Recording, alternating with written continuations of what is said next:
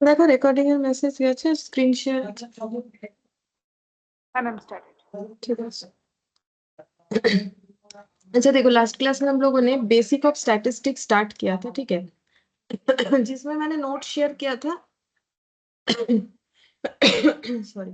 Notes जो है वो लेकिन लिख लेना है, ये हम बार बार बोल रहे हैं, नोट्स लिख लेना है। तो अभी हम लोग पहले क्या करेंगे ना, जो लास्ट क्लास में पढ़ा था उस पे जितना भी एमसीक्यू है वो हम लोग पहले देख लेते हैं, ठीक है। उसके बाद टेबल से आज स्टार्ट होने वाला था, प्रेजेंटेशन ऑफ डेटा से।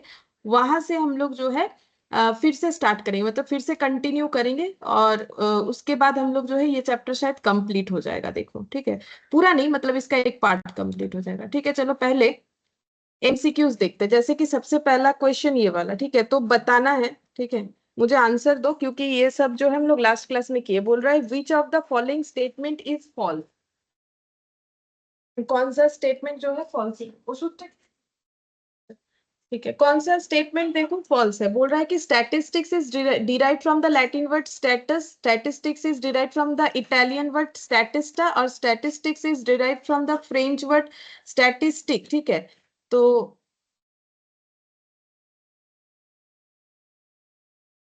Good morning Niranjan.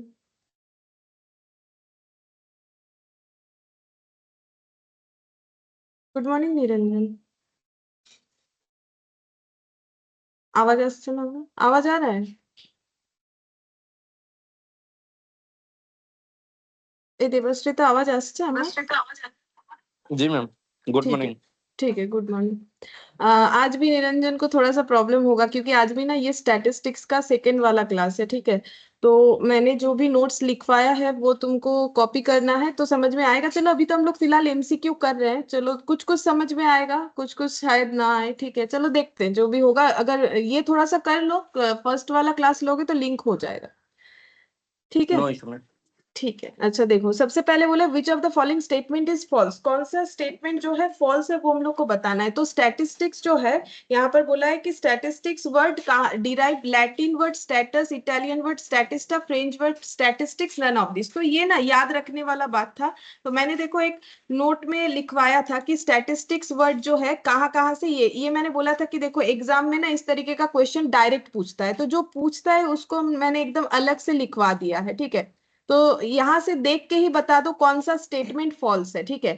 यहाँ पर देखो क्या मैंने इधर भी लिख रखा है, इंपॉर्टेंट, ये समझाते वक्त लिखा था। और ये जो पीडीएफ है ये हम शेयर करते हैं, तो ये वाला जो है शेयर करने से तुम लोग को पूरा जो है अपने कॉपी में नोट डाउन कर लेना, ये ब्लैक वाला, ठीक है। हम जो शेयर करेंगे वही वाला।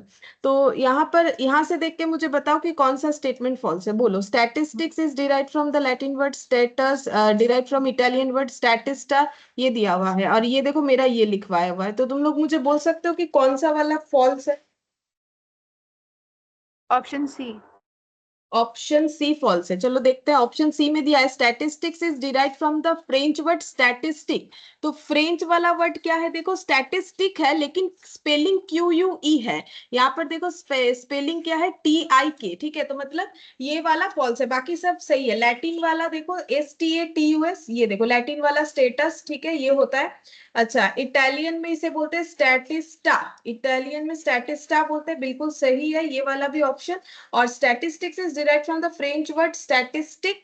यहाँ पर स्टैटिस्टिक्स तो लिखा हुआ है बट ये गलत है, क्योंकि ये वाला होता है क्यू यू ई, ठीक है, क्यू यू ई स्टैटिस्टिक का स्पेलिंग, मतलब ये वाला हम लोग का फॉल्स है। पूछा था, बोलो इसमें से कौन सा फॉल्स है, तो मैंने बोला था ना डायरेक्ट क्वेश्चन ऐसे पूछ लेता है। तो मैंने जो भी लिखवाया है ना इस नोट्स में सभी के लिए बोल रहा, ठीक है। लास्ट क्लास किया हुआ हो या नहीं किया हुआ, मैंने जो भी इस नोट्स में लिखवाया है ये हम लोग के लिए एग्जाम पर्पस के लिए काफी है, ठीक है। अगर इतना भी जो है करके जाओगे, एक्स्ट्रा करने का जरूरत नहीं है। मतलब जो भी क्वेश्चन आएगा आराम से कर सकते हो, क्योंकि पूरे पीडीएफ का मेरा समरी किया हुआ है, ठीक है। अच्छा अब देखो नेक्स्ट क्वेश्चन यहाँ पर बोला है statistics is defined in terms of numerical data, ठीक है। Singular sense, plural sense, either A और B, both A and B. तो इसका आंसर क्या होगा, देखो हम स्टैटिस्टिक्स जब लास्ट क्लास में हम लोगों ने शुरू किया था तो सबसे पहले यही बोला था कि स्टैटिस्टिक्स को ना हम लोग दो सेंस में जो है पढ़ेंगे, एक होता है सिंगुलर, एक होता है प्लूरल। हम एक बार याद दिलाते हैं, देखो सिंगुलर और प्लूरल, फर्स्ट वाला मेरा पेज यही था, सिंगुलर और प्लूरल। प्लूरल सेंस में स्टैटिस्टिक्स का मतलब था कलेक्शन ऑफ डेटा, सिर्फ डेटा को कलेक्ट अगर हम लोग करते हैं, ठीक है, किसी भी चीज का डेटा, जैसे मैंने बोला था धोनी का जो है धोनी का डेटा, मतलब धोनी तो प्लेयर है, तो प्लेयर का जो भी डेटा होता है, क्योंकि क्रिकेटर है तो कितने सारे टेस्ट मैच खेले हैं, क्या खेला है नहीं, ये सब सारी चीज, तो ये हो गया कलेक्शन। या फिर कोई भी चीज का वेदर रिपोर्ट हो गया, तो डेटा, ओनली डेटा अगर कलेक्ट करते हैं तो प्लूरल सेंस में उसे स्टैटिस्टिक्स बोला जाता है। और डेटा कलेक्ट करने के बाद उस डेटा को एनालाइज और प्रेजेंट अगर करते हैं साथ ही साथ, तो उसे सिंगुलर सेंस में स्टैटिस्टिक्स बोला जाता है। यहां पर यही चीज लिखा हुआ है, ठीक है, और कुछ नहीं। बाकी फर्स्ट वाला क्लास देखोगे तो समझ में आएगा। तो मोरल क्या हो गया, मोरल ये है, मोरल ऑफ द स्टोरी की देखो, प्लूरल सेंस में only collection of data is called statistics, और सिंगुलर सेंस में collection, presentation and analysis is called statistics in singular sense, ठीक है। अब अगर मेरा बात समझ में आ गया तो मुझे बोलो ऑप्शंस कौन सा सही है। Statistics is defined in terms of numerical data in the singular sense, plural sense either A और B, both A and B. बोलो कौन सा आंसर होगा।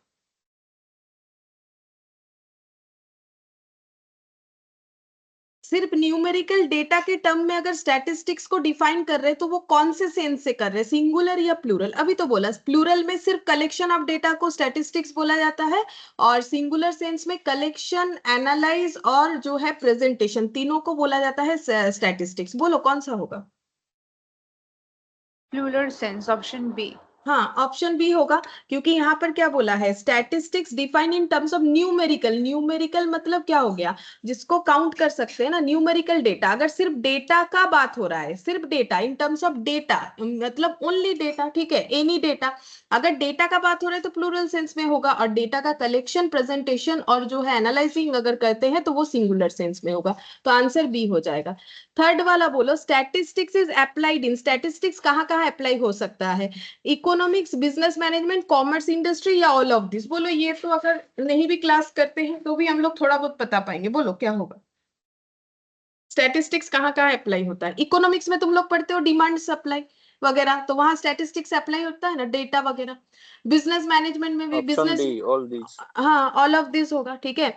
बिजनेस मैनेजमेंट में भी होगा, बिजनेस में हम लोग अपना किसी भी तरीके का डेटा जो है अगर कलेक्ट करते हैं तो वो स्टैटिस्टिक्स होगा, फिर उसे एनालाइज करते हैं, जैसे बिजनेस का टर्नओवर हो गया, बिजनेस का रेवेन्यू हो गया, प्रॉफिट हो गया, ठीक है, इस तरीके का चीज। कॉमर्स और इंडस्ट्री में कोई भी प्रोडक्ट लॉन्च करना है तो फिर उसके अगेंस्ट में हम लोग अगर कुछ सर्वे वगैरह कर रहे हैं, सर्वे वगैरह करते वक्त डेटा कलेक्ट कर रहे हैं, तो वो कॉमर्स इंडस्ट्री का जो है एप्लीकेशन हो गया। और ये भी लिखवाया हुआ है, देखो, इसीलिए हम बोल रहे हैं कि नोट डाउन जरूर से करना है, क्योंकि यही सब क्वेश्चन पूछा जाएगा। देखो, economics, business management, commerce and industry, ठीक है। अच्छा, फिर बोल रहा है statistics is concerned with qualitative information, quantitative, A और B, both A and B. ये आंसर बोलो क्या होगा।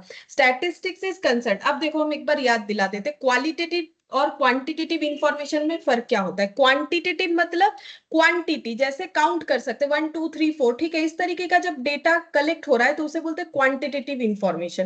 क्वालिटेटिव इंफॉर्मेशन मतलब जो डेटा नहीं है, ठीक है, क्वालिटी बताता है, जैसे जेंडर, ठीक है, लोगों का जेंडर हो गया, या फिर मान लो फ्लावर का जो है कलर हो गया, ठीक है, और मान लो किसी का हैबिट्स हो गया, ड्रिंकिंग हैबिट्स वगैरह हो गया। तो क्वालिटेटिव डेटा का मतलब जो काउंट नहीं कर सकते, लेकिन स्टैटिस्टिक्स में क्वालिटेटिव डेटा को हम लोग डायरेक्टली यूज नहीं कर सकते, क्योंकि स्टैटिस्टिक्स तो न्यूमेरिकल डेटा को लेके काम, क्वालिटी को हमें क्वांटिटेटिव में ट्रांसफर करना पड़ता है, तभी जाके स्टैटिस्टिक्स में हम लोग इसका यूज कर सकते हैं। तो मुझे बोल सकते हो कौन सा आंसर होगा। एक बार दिखा भी देते, क्वालिटेटिव क्वांटिटेटिव वाला हम लोगों ने पढ़ा था कि नहीं पढ़ा था, देखो एक बार हम रिकॉल करवाते हैं।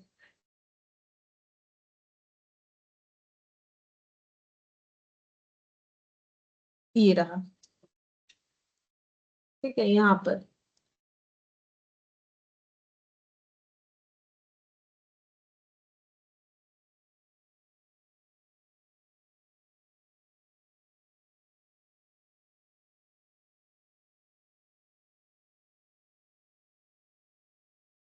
ये देखो, क्वालिटेटिव मतलब देखो जैसे मैंने यहाँ पर एग्जांपल दे रखा था, दो तरीके का होता है, क्वांटिटेटिव और क्वालिटेटिव। क्वांटिटी मतलब जिसको हम लोग 1 2 3 4 करके जो है आइडेंटिफाई कर सकते हैं, और क्वालिटेटिव का मतलब होता है जैसे कि जेंडर ऑफ बेबी। तो अब मान लो 8 10 बेबी है, ठीक है, तो अब कोई मेल है कोई फीमेल है, ठीक है, तो मेल फीमेल तो कोई नंबर नहीं हुआ। अब हाँ, मान लो 3 मेल बेबी है 4 जो है फीमेल बेबी है, तो टोटल 7 हो गया। तो ऐसे करके हमें ट्रांसफर करना पड़ेगा। नेशनलिटी ऑफ पर्सन, मान लो कुछ लोग खड़े, जैसे ये एग्जांपल दिया था इंडियन, चाइनीज, ठीक है, नेपाली, बांग्लादेशी, ऐसे करके मैंने बोला था। अब मान लो इंडियन 5 है, चाइनीज जो है 3 है, मतलब कोई एक जगह पे खड़े हैं, ठीक है। तो क्वालिटेटिव का मतलब हो गया कि उसका कैरेक्टरिस्टिक्स वगैरह। क्वालिटेटिव को क्वांटिटी में ट्रांसफर करोगे, जैसे कितने इंडियन है, कितने चाइनीज है, कितने नेपालीज है, कितने बांग्लादेशी है, तो वो क्वांटिटेटिव में ट्रांसफर होगा। अब अगर समझ में आया तो मुझे ये बोलो, ये वाला स्टैटिस्टिक्स जो है concern with qualitative information, quantitative, A और B, both A and B, बोलो क्या आंसर होगा? Quantitative. Both A and B. देखो यहाँ पर जो है ना, इसमें एक कंफ्यूजन हो सकता है। क्या हो सकता है हम बताते हैं कि देखो क्वालिटेटिव और क्वांटिटेटिव दोनों डेटा को लेके स्टैटिस्टिक्स काम करता है, लेकिन मैंने ये भी बोला कि स्टैटिस्टिक्स क्वालिटेटिव को डायरेक्टली जो है कैच नहीं कर पाता है, ठीक है, उसे क्या करना पड़ता है, उनको ट्रांसफर करना पड़ता है, तो अब जाके वो क्वांटिटेटिव। अब इसमें देखो हम एक चीज बताते हैं, अगर हमें क्वेश्चन में ऐसे लिखा ना, ये तुम लोग चाहो तो लिख लो, देखो स्टैटिस्टिक्स मतलब यहाँ पर थोड़ा सा इंग्लिश जो है हमें समझना है। स्टैटिस्टिक्स डील्स विथ, ये एक लैंग्वेज होता है। स्टैटिस्टिक्स जो इसमें दिया हुआ है कंसर्न्ड विथ, ठीक है, ये दोनों लैंग्वेज में ना फर्क है। स्टैटिस्टिक्स डील्स विथ और स्टैटिस्टिक्स कंसर्न्ड विथ। तो मुझे एक चीज बताओ कि स्टैटिस्टिक्स डील्स किस तरीके के डेटा को लेके डील करता है, किस तरीके के डेटा को लेके कंसर्न्ड है, बता सकते हो? मतलब जैसे हम एक चीज बता रहे हैं, statistics concerned with qualitative and quantitative, ठीक है। स्टैटिस्टिक्स जो है क्वालिटेटिव डेटा को लेके भी कंसर्न है, क्वांटिटेटिव डेटा को लेके भी कंसर्न है, लेकिन स्टैटिस्टिक्स डील कौन से डेटा को लेके करता है? अगर इस क्वेश्चन में कंसर्न की जगह डील लिखा हुआ रहता, तो फिर डील्स विथ किस तरीके का डेटा, बोलो? डील करना मतलब स्टैटिस्टिक्स एक्चुअली कैलकुलेशन करता है, तो स्टैटिस्टिक्स डीलिंग करेगा किस तरीके के डेटा को लेके?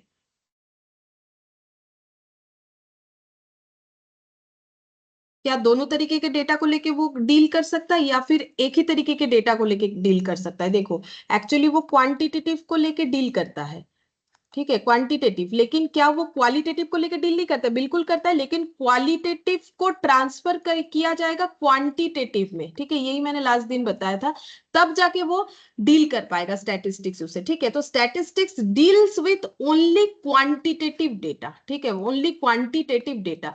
डील जो है वो क्वांटिटेटिव डेटा को ही कर पाता है, मतलब कैलकुलेशन अगर करना है डेटा क्वांटिटेटिव होना चाहिए। अगर डायरेक्ट क्वांटिटेटिव है तो अच्छा बात है, नहीं है तो क्वालिटेटिव से क्वांटिटेटिव में ट्रांसफर करना। अगर language quantitative, sorry, statistics deals with है, तो फिर तुम लोग का आंसर होना चाहिए क्वांटिटेटिव डेटा, ठीक है। लेकिन बोला स्टैटिस्टिक्स कैसे डेटा को लेके कंसर्न होता है? दोनों तरीके के डेटा को लेके कंसर्न है भाई। मुझे क्वांटिटेटिव में भी काम कर सकते हैं हम, क्वालिटेटिव में भी करेंगे, भले ही मुझे क्वालिटेटिव को क्वांटिटेटिव में ट्रांसफर करना। तो ये जो इंग्लिश है ये मायने रखेगा, ठीक है।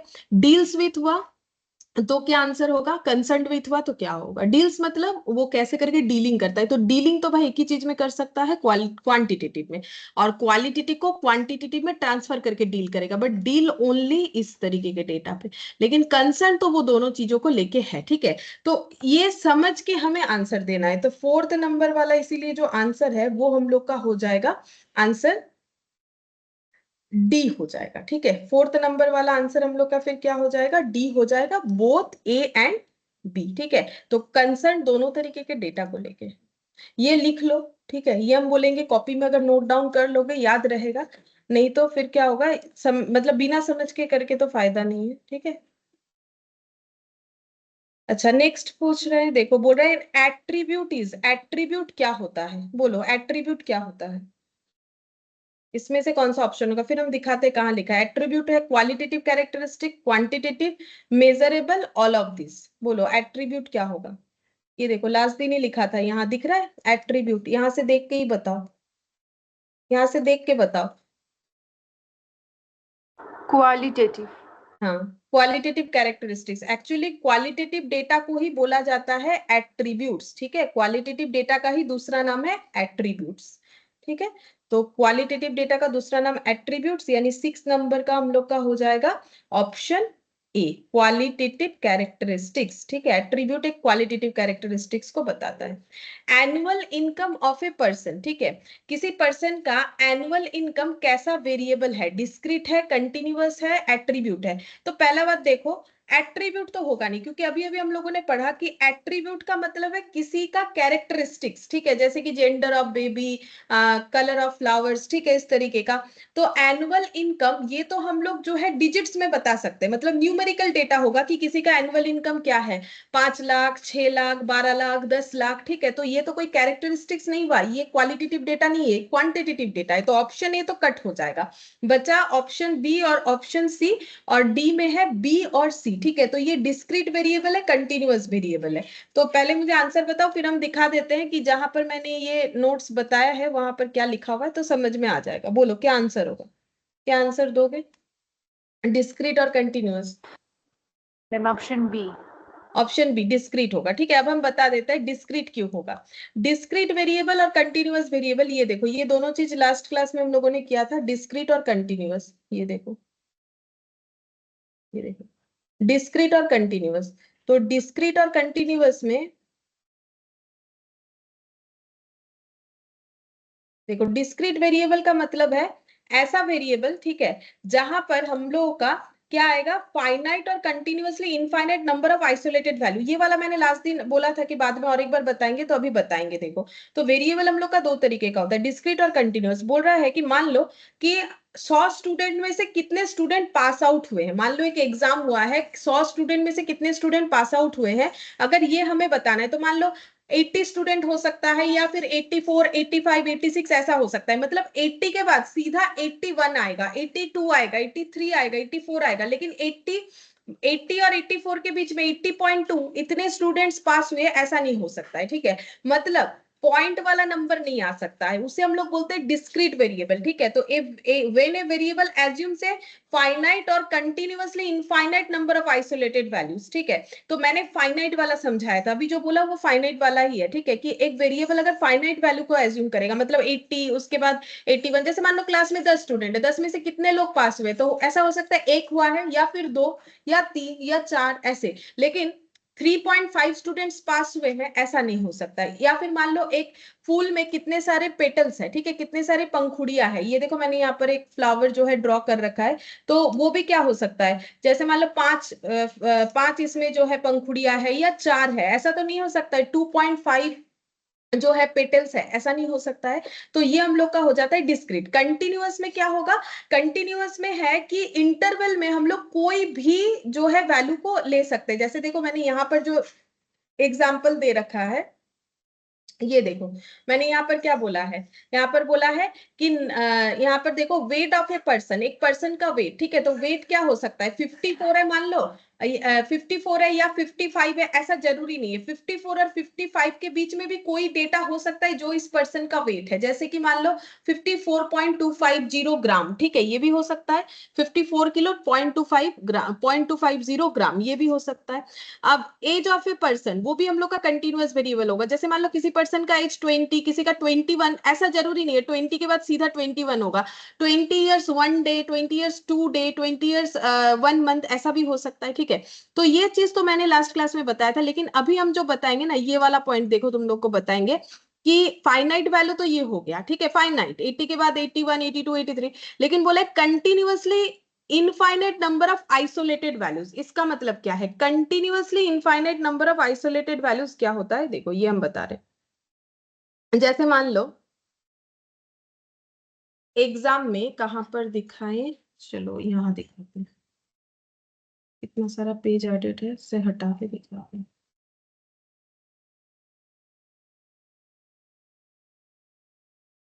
यहाँ पर बताएंगे, देखो जैसे मान लो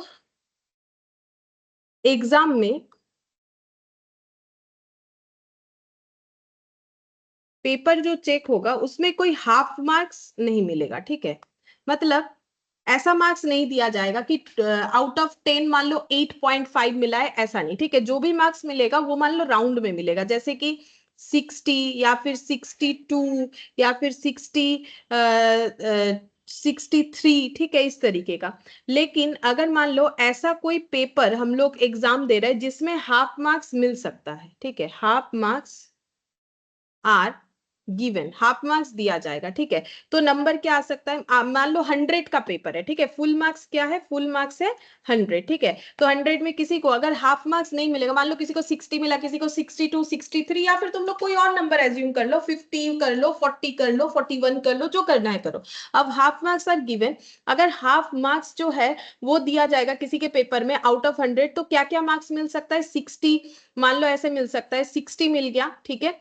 फिर 60 के बाद ऐसे मान लो कि 62.5 मिल गया, 63 मिल गया, 63.5 मिल गया, ठीक है। इसको हम थोड़ा सा यहाँ पर और एक नंबर लिखेंगे, ये देखो यहाँ पर ऐसे, जैसे मान लो यहाँ पर 62, ठीक है, 62 के बाद 62.5, 63, 63.5 ऐसे हो जाएगा, या फिर 60, 60.5, 61, 61.5, ठीक है, ऐसे नंबर मिल सकता है। मुझे एक चीज बताओ, क्या यहाँ पर कोई भी नंबर हो सकता है, मतलब हम और एक बार बताने का कोशिश करें, मान लो 60 हो सकता है, 60.5 हो सकता है, 61 हो सकता है, 61.5 हो सकता है, 62 हो सकता है, 62.5, लेकिन क्या यहाँ पर ऐसा हो सकता है 61.01 मिल गया, क्या ऐसा पॉसिबिलिटीज है? अगर सिर्फ हाफ मार्क्स दिया जाएगा, मतलब फुल मार्क्स तो होता ही है, जैसे मान लो आउट ऑफ 100 क्या क्या मिल सकता है, 0 से लेके 100 तक, 0 1 2 3 4 5 6 7 8 करके 100 तक मिल सकता है।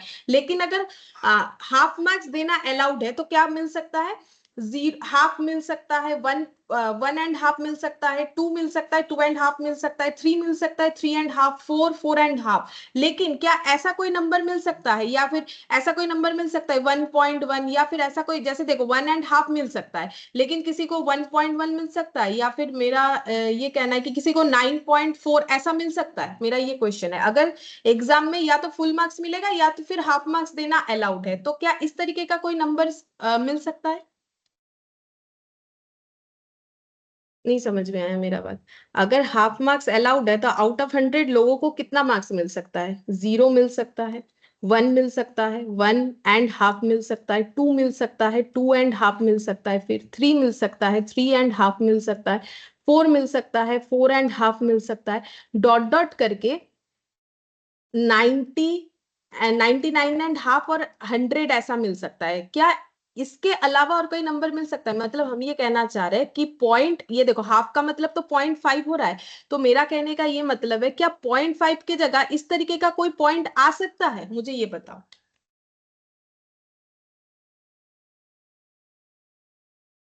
नहीं ma'am.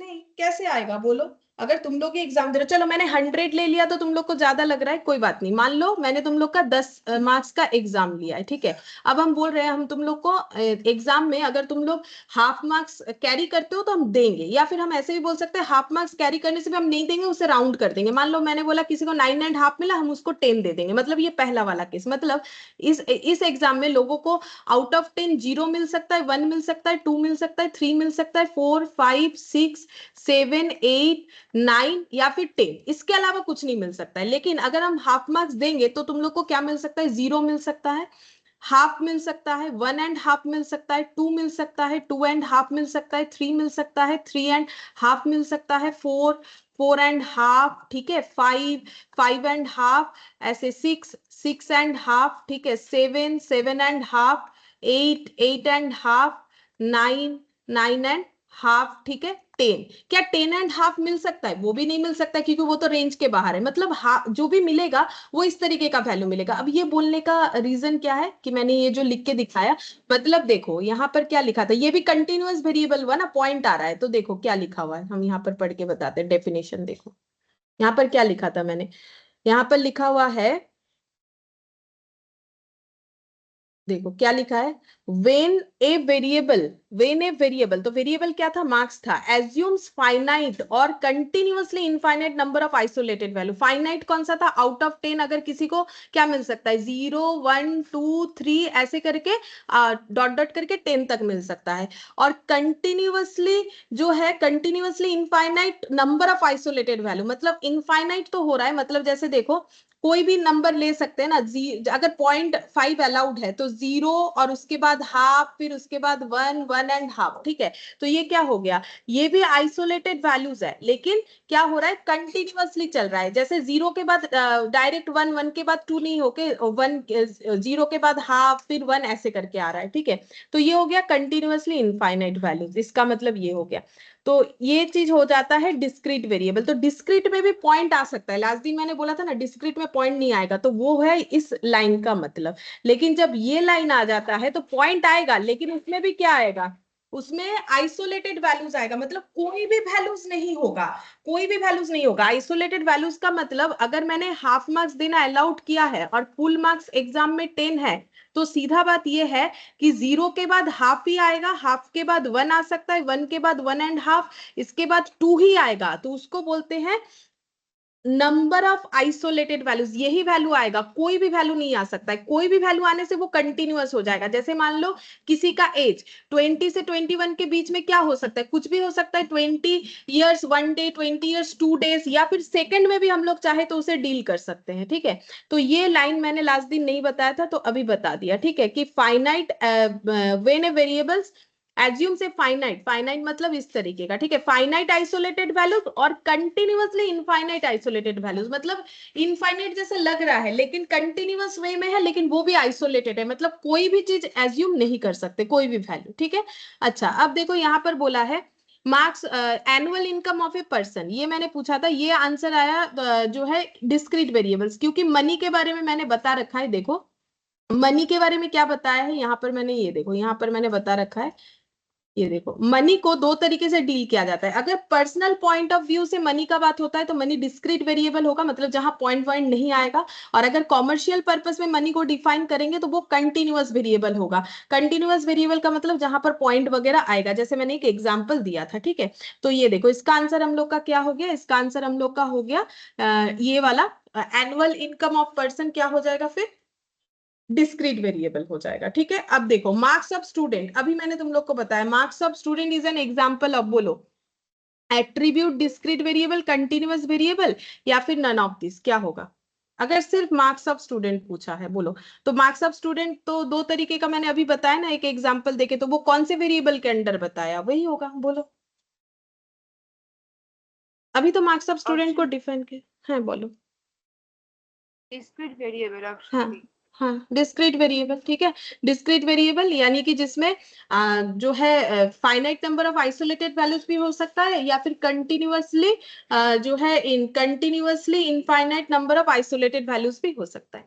Nationality of a student, किसी स्टूडेंट का नेशनलिटी, तो वो तो कोई नंबर नहीं है, तो फिर वो क्या है, एट्रीब्यूट है, कंटिन्यूअस वेरिएबल है, डिस्क्रीट वेरिएबल है, या फिर ए और सी कौन सा होगा, बोलो। एट्रीब्यूट। एट्रीब्यूट, क्योंकि वो कैरेक्टरिस्टिक्स है। नेशनलिटी वेरिएबल हो ही नहीं सकता है, नेशनलिटी को थोड़ी ना मेजर कर सकते हैं। वेरिएबल क्या है, वेरिएबल जिसे हम लोग मेजर कर सकते हैं, ठीक है। तो ये कोई मेजरमेंट नहीं है, तो नेशनलिटी एट्रीब्यूट होता है। तो 8th नंबर का आंसर क्या हो जाएगा, ए हो जाएगा। फिर बोल रहे drinking habit of a person, किसी पर्सन का ड्रिंकिंग हैबिट क्या है, वेरिएबल है, डिस्क्रीट वेरिएबल है, कंटिन्यूअस है, या फिर एट्रीब्यूट है, बोलो। एट्रीब्यूट। हाँ, क्योंकि ड्रिंकिंग हैबिट, जैसे किसी को चाय पसंद है या कॉफी पसंद है, ठीक है।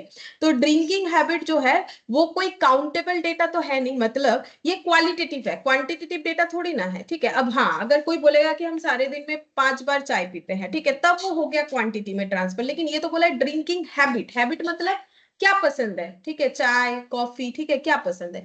तो ये हो गया एट्रीब्यूट। तो 9th नंबर का आंसर हम लोग का क्या हो जाएगा, ए हो जाएगा, सही है, ठीक है।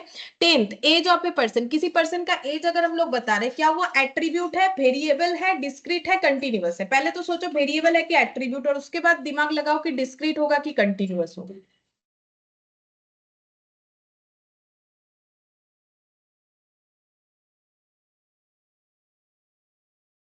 बोलो। Variable ma'am. আরেকবার বলো কতটা কেটে গেল। Discrete variable. डिस्क्रीट वेरिएबल হবে না कंटिन्यूअस एज, এটা তো एग्जांपल एज मतलब देखो एज मतलब अगर किसी पर्सन का एज हम बता रहे हैं तो 20 के बाद क्या उसका एज सीधा 21 ही होगा, कंटिन्यूअस होगा ना, 20 के बाद उसका एज 21 ही होगा, ऐसा जरूरी थोड़ी ना है, और ऐसा होता भी नहीं है। जैसे आज अगर किसी का बर्थडे है मान लो, ठीक है, और उसका एज हुआ 20, उसके बाद नेक्स्ट दिन उसका हो जाएगा 20 ईयर्स 1 डे, फिर हो जाएगा 20 ईयर्स 2 डे, 20 ईयर्स 3 डे, ऐसे करके होगा ना। तो एज जो है वो हम लोग का कंटिन्यूअस वेरिएबल हो जाए। कंटिन्यूअस वेरिएबल का मतलब जब हम लोग दो इंटरवल या रेंज बोलेंगे उसमें कोई भी नंबर हम लोग जो है ले सकते हैं। देखो इसका मैंने यहाँ पर एक एग्जांपल हम लोगों ने लिया हुआ था, एज, ये देखो एज ऑफ ए पर्सन क्या होता है कंटिन्यूअस, क्योंकि इसमें हम लोग इंटरवल में कोई भी वैल्यू ले सकते हैं। ठीक है, अब देखो यहाँ पर 8th नंबर का इसका मतलब आंसर हो जाएगा हम लोग का सी, सॉरी 10th नंबर का आंसर हो जाएगा सी। अच्छा अब देखो 11th नंबर, 11th नंबर में क्या बोला है, data collected on religion from the census report. ठीक है, सेंसस रिपोर्ट जो निकला था, ठीक है, सेंसस यानी जनगणना, ठीक है, उस रिपोर्ट में लोगों का रिलीजियन का जो डेटा था वो हम लोगों ने कलेक्ट किया। ठीक है, तो ऐसे कलेक्शन को क्या बोलेंगे, primary data, secondary data, sample data, A और बी। ठीक है, तो देखो ये पता होगा तो ही बता सकते हो। ठीक है, पहले देवश्री बताओ, क्लास तो किए थे, कौन सा आंसर होगा बता सकते हो कि नहीं, उसके बाद हम बताते हैं क्या होता है। बोलो सेकेंडरी। देवश्री। हाँ सेकेंडरी डेटा, ठीक है। देखो डेटा कलेक्टेड, देखो स्टैटिस्टिक्स में जो डेटा का कलेक्शन होता है वो दो तरीके से होता है, प्राइमरी कलेक्शन और सेकेंडरी कलेक्शन। प्राइमरी मतलब पहली बार अगर किसी चीज पे हम लोग डेटा कलेक्ट करते हैं तो उसे बोलते हैं प्राइमरी डेटा कलेक्शन, और कलेक्टेड डेटा को जब रिकलेक्ट करते हैं तो उसे बोलते हैं सेकेंडरी डेटा कलेक्शन। जैसे मान लो तुम लोगों को कोई प्रोजेक्ट बनाना है, ठीक है, तो तुम लोग क्या करोगे, प्रोजेक्ट जो भी चीज का बनाओगे उसके लिए तुम लोग को क्या चाहिए होगा, जो है काफी सारा डेटा चाहिए होगा। जैसे मान लो इंडियन इकोनॉमी के ऊपर प्रोजेक्ट बना रहे हो, ठीक है, तो फिर डेटा कलेक्ट करोगे ना, कहाँ कहाँ करोगे, कोई बुक्स खरीद के वहां से देख सकते हो, कोई बुक्स है वहां से देख सकते हो, किसी लोगों से पूछ सकते हो जिनको इस बात का नॉलेज है, या फिर गूगल कर सकते हो, बहुत सारा सोर्सेस होता है। तो अगर जो सोर्सेस से कलेक्ट कर रहे हो मतलब ऑलरेडी कलेक्ट हो चुका था उससे कलेक्ट कर रहे हो, रिकलेक्ट, तो वो होता है सेकेंडरी। तो डेटा ऑलरेडी कलेक्टेड था, सेंसस रिपोर्ट जब बना तो वहां तो डेटा कलेक्ट हो गया था, अब उससे हम लोग रिलीजियन वाला डेटा, मतलब सेंसस रिपोर्ट में जो रिलीजियन वाला कॉलम है वहां से हम लोग डेटा को पिक कर रहे हैं, तो फिर दूसरे बार कर रहे हैं, तो ये सेकेंडरी डेटा कलेक्शन। आंसर 11 का बी हो जाएगा। 12th नंबर में बोलो, 12th नंबर में हो गया the data collected on the height of a group of students after recording their heights with a measuring tape। तो हम लोगों ने कुछ स्टूडेंट्स का हाइट मेजर किया और वो उसके लिए मेजरिंग टेप यूज किया, तो ये कौन सा मेथड है डेटा कलेक्ट करने का, primary data, secondary data, discrete data, continuous data. अच्छा मेथड नहीं बोल रहा है, ये किस तरीके का डेटा होगा बोलो। Primary data. प्राइमरी डेटा, देखो डेटा कलेक्ट कर चुके हैं, collected on height of A group of students, हम लोग स्टूडेंट्स लोगों का हाइट जो है वो मेजर करके उसका डेटा रिकॉर्ड कर रहे हैं। तो यहाँ पर ये तो नहीं बोला है कि पहले से रिकॉर्डेड था फिर उसको कलेक्ट कर रहे हैं, तो सेकेंडरी तो होगा नहीं। और डिस्क्रीट और कंटिन्यूअस डेटा नहीं होता है, डिस्क्रीट और कंटिन्यूअस क्या होता है, वेरिएबल। तो ये तो दिया हुआ ही गलत है, ठीक है, ये तो कभी नहीं हो सकता, ये ऑप्शन तो पहले ही दिमाग से हटा दो, क्योंकि डिस्क्रीट डेटा नहीं होता है, डिस्क्रीट वेरिएबल होता है, कंटीन्यूअस वेरिएबल होता है, तो ये दो तो गलत दिया हुआ है हमें कंफ्यूज करने के लिए। और पढ़ के देखो क्या डेटा कलेक्ट हो चुका था पहले कभी फिर हो रहा है, नहीं ऐसा तो कुछ नहीं है, पढ़ के तो लग रहा है पहले बार ही कलेक्ट हो रहा है, तो इसीलिए ये प्राइमरी डेटा होगा। ठीक है, primary data are collected by, primary data हम लोग किस तरीके के मेथड से कलेक्ट, वो तो कलेक्ट हो चुका है ना। हाँ डेटा कलेक्टेड हो चुका है, लेकिन देखो कैसे कलेक्ट किया है हम लोगों ने, देखो कैसे कलेक्ट किया, after recording there Heights with measuring tape, मतलब हम लोगों ने मेजरिंग टेप लिया और उनका हाइट जो है मेजर करके मैंने क्या किया उसको रिकॉर्ड किया। मतलब मान लो मैंने तुम्हारा हाइट मेजर करके उसको रिकॉर्ड किया, तो ये मेरे लिए प्राइमरी डेटा हुआ। लेकिन मान लो तुम्हारे किसी डॉक्यूमेंट्स में तुम्हारा हाइट लिखा हुआ है, मैंने वहां से देख के हाइट को रिकॉर्ड किया मेरे पास, मुझे जहां हाइट रिकॉर्ड करना था, तो वो तो सेकेंडरी हुआ ना। डेटा कलेक्टेड मतलब हम लोग कलेक्ट कर चुके हैं, कैसे करके कलेक्ट किए, खुद कलेक्ट किए, मेजरिंग टेप का यूज करके 1 by 1 स्टूडेंट का, ठीक है। हम लोगों ने ये नहीं किया कि पहले से कहीं रिकॉर्डेड था फिर उसको कलेक्ट किया, क्योंकि देखो यहाँ पर क्या बोला था, सेंसस रिपोर्ट से हम लोग डेटा को कलेक्ट कर रहे हैं, मतलब वो ऑलरेडी रिकॉर्डेड है। लेकिन यहाँ पर ऐसा कोई डॉक्यूमेंट्स नहीं है जहां पर उन स्टूडेंट्स का हाइट का रिकॉर्ड था वहां से ले रहे हैं। हम लोग तो मेजरिंग टेप यूज कर रहे हैं, मतलब हमारे पास कुछ अवेलेबिलिटी था ही नहीं, इसलिए हम लोग खुद चल पड़े इसको रिकॉर्ड करने के लिए। भाई खड़े हो जाओ, चलो मेजरिंग टेप से मेजर करके देखते हैं कि आपका हाइट कितना है। अगर मेरे पास कोई अवेलेबिलिटी होता तो हम मेजरिंग टेप का यूज नहीं करते, है ना। मेजरिंग टेप का यूज करके कर रहे हैं, इसका मतलब हम पहली बार कर रहे हैं, मेरे पास नहीं है उसका इंफॉर्मेशन। समझ में आए? You data collected. अच्छा, बोल रहे हैं प्राइमरी डेटा कैसे कलेक्ट करते हैं, interview method, observation method, questionnaire method, all of this. तो ये बता देंगे क्या है, पहले आंसर बोलो, देवाश्रिता बोलो। Please ma'am, all option of D. This, हाँ ऑप्शन डी, ठीक है। तो देखो, जो डेटा कलेक्ट होता है ना उसका काफी सारा मेथड होता है, तो वो भी हम लोग लास्ट क्लास पढ़ रहे थे। तो जो डेटा कलेक्शन का मेथड है वो काफी सारा मेथड है, जैसे कि ये देखो,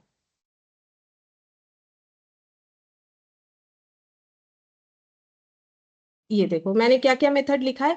पहला मेथड है इंटरव्यू मेथड, ठीक है। इंटरव्यू मेथड में 3 तरीके का था, पर्सनल, इनडायरेक्ट और टेलीफोन। हम छोटा से बता देते हैं, देखो एकदम। पर्सनल इंटरव्यू मतलब मुझे किसी का इंटरव्यू लेना है, ठीक है, तो हम डायरेक्ट उस पर्सन के पास पहुंच गए और जाके इंटरव्यू ले लिया। इनडायरेक्ट इंटरव्यू मतलब मुझे जिसका इंटरव्यू लेना है मुझ तक नहीं पहुंच पा रहे, तो उससे एसोसिएटेड जो पर्सन है, मतलब जो उनके बारे में इंफॉर्मेशन दे सकता है, उनसे पूछ लिए, ठीक है।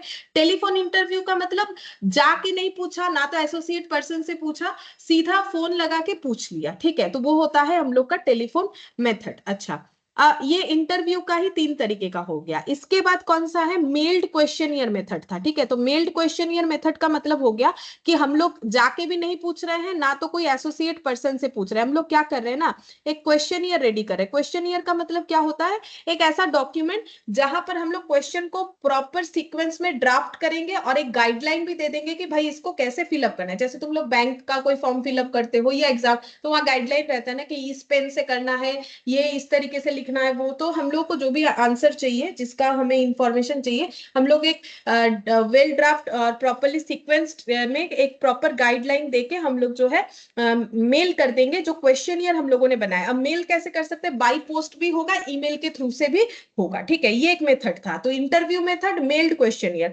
ऑब्जर्वेशन मेथड, अभी जो टेप वाला एग्जांपल हुआ, मेजरिंग टेप, तो अगर हमें डेटा कलेक्ट करना है ऑब्जर्वेशन मेथड से, जैसे मान लो वेट मेजर करना है, तो वेट मशीन में स्टूडेंट्स लोगों को बोल दी भाई वेट वेट करो अपना, ठीक है।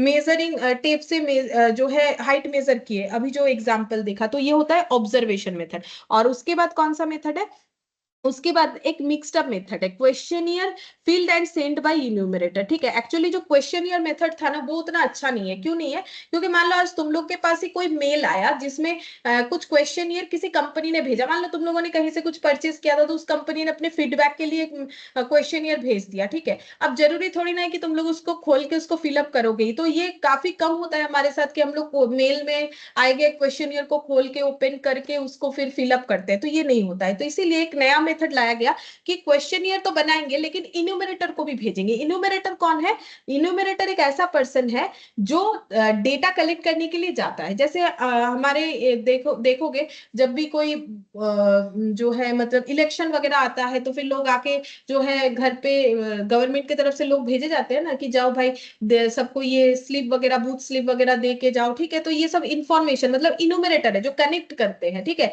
या फिर मान लो पोलियो ड्रॉप लिया है कि नहीं बच्चों ने, ठीक है, इसका आके सर्वे करे, तो ये लोग कौन हो गए, इन्यूमरेटर, ठीक है, जो इंटरैक्ट करने के लिए आते हैं। तो अगर हम सिर्फ क्वेश्चनियर भेज देंगे तो हो सकता है कि मेल या पोस्ट के थ्रू से पब्लिक इग्नोर कर दे, लेकिन अगर हम लोग उसके साथ इन्यूमरेटर को भी भेजेंगे, मतलब इन्यूमरेटर को क्वेश्चनियर देके भेज दिया और पूछताछ करके उसको फॉर्म फिलअप करने के लिए बोल दी, वो जो लिखा हुआ है उस डेटा को, ठीक है, तो वो होता है हम लोग का questionnaire filled and send by enumerator. तो ये मेथड्स होता है। तो यहाँ पर जो क्वेश्चन दिया हुआ था कि प्राइमरी डेटा कलेक्टेड कौन कौन से मेथड से होता है, interview, observation, questionnaire, all of this. तो आंसर इसीलिए ऑल ऑफ दिस होगा।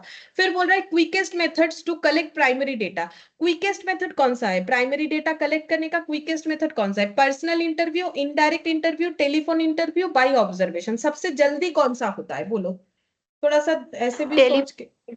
हाँ टेलीफोन वाला। टेलीफोन मेथड सबसे जल्दी होगा। पर्सनल इंटरव्यू में तो काफी टाइम लगेगा। मान लो मैंने सोचा आज 2 लोगों का इंटरव्यू करेंगे, पहले उसके पास पहुंचेंगे, फिर इंटरव्यू लेंगे, ठीक है, तो ये टाइम टेकिंग है। इनडायरेक्ट वाला भी टाइम टेकिंग है, भले हम डायरेक्ट पर्सन से नहीं कर रहे लेकिन उससे एसोसिएट पर्सन से कर रहे, तो 1 बाय 1 प्रोसेस में तो टाइम लगेगा। लेकिन टेलीफोन इंटरव्यू भी 1 बाय 1 ही होगा, लेकिन ये जल्दी होगा, क्योंकि मान लो ऑफिस में बैठ के या फिर जहां से हमें करना है, फोन लगा के हम लोगों ने इंटरव्यू, अब मान लो कोई फोन उठाया नहीं, दूसरे को किया, फिर और कोई नहीं उठाया, तीसरे को किया, तो जल्दी होता है। ऑब्जर्वेशन भी काफी टाइम लगेगा। मुझे लोगों का, मान लो 100 स्टूडेंट है, उसका हाइट मेजर करना है, तो काफी टाइम टेकिंग है। ये नोट्स में लिखवाया हुआ है, ठीक है, कि कौन से मेथड्स का क्या फीचर्स है, तो इसीलिए आंसर हम लोग का हो जाएगा इसमें टेलीफोन इंटरव्यू। फिर बोल रहे हैं the best method to collect data in case of natural calamity. अगर नेचुरल कैलेमिटी आता है तो बेस्ट मेथड किसे माना जाता है, तो इसका ना मैंने सीधा सीधा एग्जांपल लिखवा दिया था, क्योंकि एग्जाम में ना ये पूछ लेता है डायरेक्टली। ये मैंने बोला था तुम लोग चाहो तो रट लो, क्यों, क्योंकि इस ये जो एग्जाम्पल है ना, इसमें फुल एक्यूरेसी ऐसा हम लोग नहीं बोल सकते, बट हमें थोड़ा सा ये फॉलो करना पड़ेगा, ठीक है। तो बेस्ट मेथड क्या है, अगर नेचुरल कैलेमिटी हुआ, मतलब जैसे मान लो स्टॉर्म आ गया, फ्लड आ गया, ठीक है, तो या फिर जो है अर्थक्वेक आ गया, भूकंप वगैरह आ गया, तो फिर हमें कौन सा मेथड यूज करना चाहिए डेटा कलेक्ट करने के लिए? Personal, indirect interview, questionnaire method, direct observation method, बोलो क्या होगा? नेचुरल कैलेमिटी, इसका एग्जाम्पल डायरेक्ट दिया हुआ था, और वो याद भी रखना है, बोलो। Personal interview. हाँ, पर्सनल इंटरव्यू, ये देखो नेचुरल कैलेमिटी होगा तो पर्सनल इंटरव्यू मेथड को जो है बेस्ट माना जाता है, ठीक है। अब तुम लोग बोलोगे क्या इनडायरेक्ट इंटरव्यू नहीं हो सकता है? नेचुरल कैलेमिटी हुआ तो इनडायरेक्ट इंटरव्यू भी तो हो सकता है, बिल्कुल हो सकता है, ऐसा नहीं कि नहीं हो सकता। इसीलिए मैंने पहले ही बोला ये जो है ना, ये एक्यूरेट यही वाला होगा ये हम नहीं बोल सकते, लेकिन एग्जाम के लिए तुम लोग को ये याद रखना पड़ेगा, ठीक है। अच्छा, फिर बोल रहा है अगर रेल एक्सीडेंट हुआ, इन केस ऑफ रेल एक्सीडेंट, तो एप्रोप्रिएट मेथड कौन सा माना गया है? तो देखो रेल एक्सीडेंट में भी तुम लोग पर्सनल इंटरव्यू भी कर सकते हो, जो विक्टिम है अगर वो कोई बात कर पा रहा है तो उनसे पूछ सकते हो, और जो है इनडायरेक्ट इंटरव्यू भी कर सकते हैं, आसपास के लोगों को भी पूछ सकते हैं। तो ये तो दोनों आंसर भी सही लग रहा है, लेकिन मैंने बोला है कि जो हमारे मैट में इंफॉर्मेशन दिया हुआ है ना, उसको हमें थोड़ा सा ये कुछ चीज है जो कि फॉलो करना पड़ेगा, हम बताएंगे तो तुम लोग को फॉलो करना पड़ेगा, ठीक है। तो इसका बोला आंसर क्या होगा, मैंने जो लिखवाया है वही बोलना पड़ेगा तुम लोग, एग्जाम में भी वही लिख के आना। हाँ, इनडायरेक्ट इंटरव्यू, ये देखो इनडायरेक्ट, ठीक है। अब मैंने इसका रीजन भी बताया था, एक्चुअली रेल एक्सीडेंट मान लो अगर रिमोट एरिया में होता है, ठीक है, तो वहां तक ना रिपोर्टर नहीं पहुंच पाते, तो आसपास के स्टेशन जो होता है जहां मान लो एक्सीडेंट हुआ है, उसके आसपास के जो बड़ा स्टेशन होगा जहां तक रिपोर्टर इजीली पहुंच सकते हैं, ट्रांसपोर्टेशन आसान है, तो वहां तक जो है पहुंच के वो इंफॉर्मेशन लेते हैं, ठीक है। तो इस बेसिस पे इसको बताया गया है कि जो रेल एक्सीडेंट वाला है वो हम लोग का इनडायरेक्ट इंटरव्यू बोलना पड़ेगा। तो ये दोनों थोड़ा सा मतलब ऐसा नहीं, जरूरी नहीं कि रिमोट एरिया में ही एक्सीडेंट होगा, बड़े स्टेशन में भी हो सकता है। अब ये तो कंट्रोवर्शियल हो जाएगा, लेकिन क्या है ना, कुछ चीज हमें जो है मैट के हिसाब से फॉलो करना पड़ता है, ठीक है। अच्छा, तो यही तुम लोग का आंसर एग्जाम में लिखना है। फिर बोल रहा है which method of data collection covers the widest area. कौन सा मेथड से हम लोग ज्यादा से ज्यादा एरिया कवर कर सकते हैं? टेलीफोन, मेल्ड क्वेश्चन या direct interview, all of this, बोलो कौन सा मेथड से ज्यादा एरिया कवरेज कर पाएंगे, मतलब ज्यादा लोगों का इंटरव्यू कर पाएंगे, बोलो।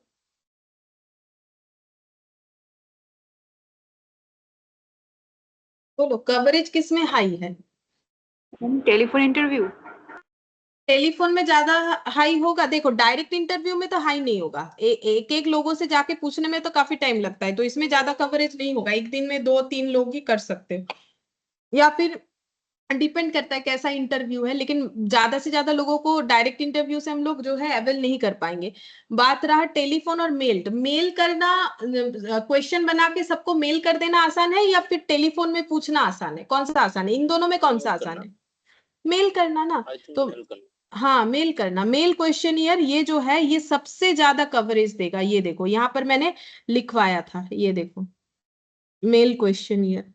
हाँ, ये नॉन रेस्पॉन्सिव है लेकिन कवरेज सबसे ज्यादा यही देगा, वो मैंने लिखा नहीं है बट कवरेज यही सबसे ज्यादा देगा, क्योंकि मेल क्या है, एक साथ कितने लोगों को मेल कर सकते हो? बाई पोस्ट नहीं करोगे मत करो, ईमेल कर, बाई पोस्ट भी सारे डेटा ले जाके पोस्ट कर सकते हो, उसमें जल्दी होगा।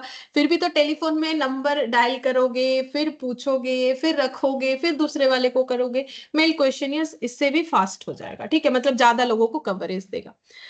The amount of non response is maximum. बोल रहा है कि हम लोगों ने मतलब इंटरेक्ट करने का कोशिश तो किया बट रेस्पॉन्स आया ही नहीं, मैक्सिमम रेस्पॉन्स नहीं आया।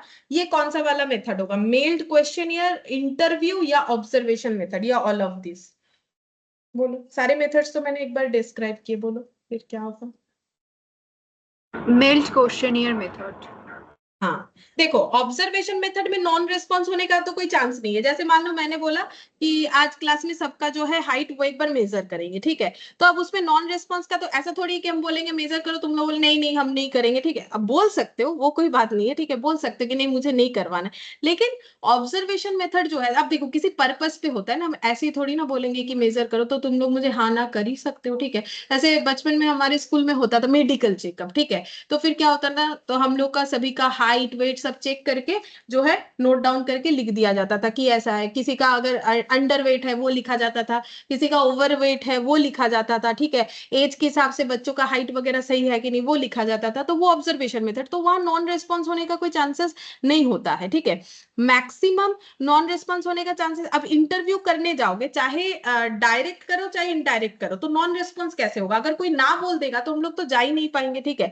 लेकिन मेल कर दिया फिर भी आंसर नहीं आया, ये चांसेस हाई होता है, क्योंकि मैंने अभी बोला ना सारे मेल हम लोग ओपन करके देखते हैं। तुम लोग के देखोगे मेल बॉक्स में कितना मेल है, तुम लोगों ने कभी ओपन करके देखा ही नहीं। हो सकता है उसमें किसी किसी ने कोई क्वेश्चन भेजा ही था लेकिन तुम लोगों ने वो देखा ही नहीं, ठीक है। तो मेल क्वेश्चन मेथड है, नॉन रिस्पॉन्स होने का चांसेस सबसे ज्यादा है। देखो इंटरव्यू में भी नॉन रिस्पॉन्स हो सकता है कि हम जिसका इंटरव्यू लेने जाएंगे उसने ना कर दिया, तो इसीलिए क्या बोला है, नॉन रिस्पॉन्स मैक्सिमम। तो मैक्सिमम किस में होगा? Mail question. मानो मैंने 100 लोगों को मेल किया, उसमें से एक या दो ने ही आंसर दिया या फिर दिया ही नहीं। लेकिन इंटरव्यू में ऐसा थोड़ी होगा, मैंने 5 लोगों का इंटरव्यू लेने का सोचा, पांचों के पांचों ना बोल दिया, ऐसा नहीं हो सकता है कि उस दिन 5 में से मैंने 3 लोगों का ही लिया, 2 लोगों ने मुझे ना कर दिया, लेकिन मैक्सिमम ना होने का चांसेस मेल क्वेश्चनियर में है।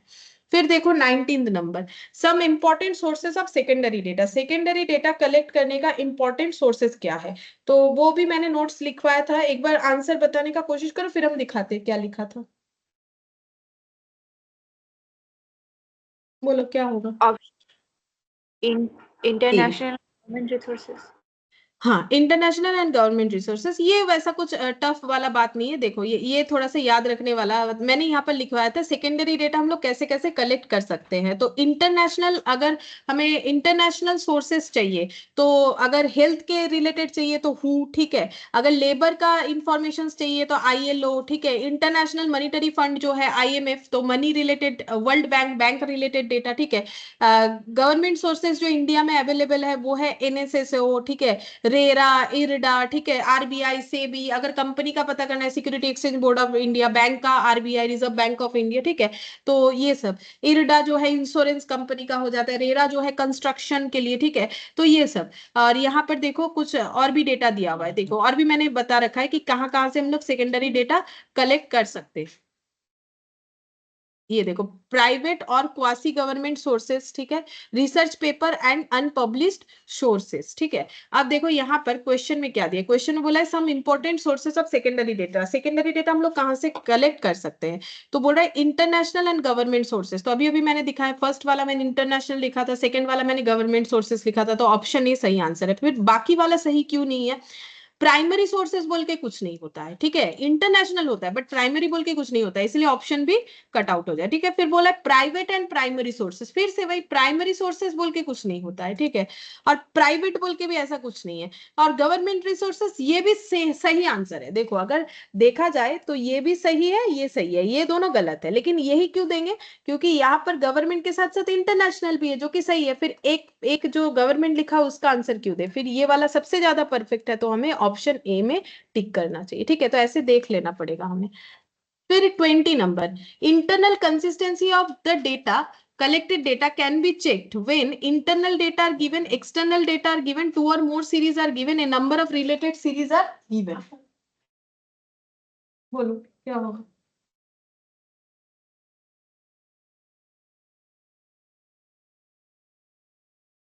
कंसिस्टेंसी, डेटा का कंसिस्टेंसी मतलब क्या होता है? जैसे मान लो हम गए किसी का हम एज ए इन्यूमरेटर कोई डेटा कलेक्ट करने गए, ठीक है, किसी ने अपना डेट ऑफ बर्थ बताया और उसके साथ एज भी बताया, तो ये दोनों ना रिलेटेड डेटा है। अब मान लो कोई अपना डेट ऑफ बर्थ जो है वो बोल रहा है 1990 है, ठीक है, और वो अपना एज जो है बोल रहा है कि 26 है, ये तो गलत बात है, ठीक है, आज के डेट पे मतलब 2025 में, अब ये तो गलत हो गया, ठीक है, ऐसा नहीं बोलना चाहिए। या फिर कोई बोल रहा है कि मैंने जो है ग्रेजुएशन किया है, ठीक है, बोल रहा है कि ग्रेजुएशन किया है, और जब हम सर्टिफिकेट मांग रहे हैं तो वो मुझे 12th का दे रहा है, ठीक है, और ग्रेजुएशन, तो ये तो नहीं, अगर ग्रेजुएशन लास्ट क्वालिफिकेशन है तो ग्रेजुएशन का रिजल्ट या सर्टिफिकेट कुछ तो होना चाहिए। तो ये देखो ये दोनों इंटर रिलेटेड हो गया, एज और डेट ऑफ बर्थ, ठीक है, इस तरीके का। अगर एजुकेशन क्वालिफिकेशन उसके साथ प्रूफ सर्टिफिकेट, ये सब इंटर रिलेटेड डेटा हो गया। तो इंटरनल कंसिस्टेंसी का मतलब ये, ऐसा नहीं होना चाहिए, ठीक है, कि डेट ऑफ बर्थ के साथ एज मैच ही नहीं हो रहा है, ऐसा नहीं होना चाहिए।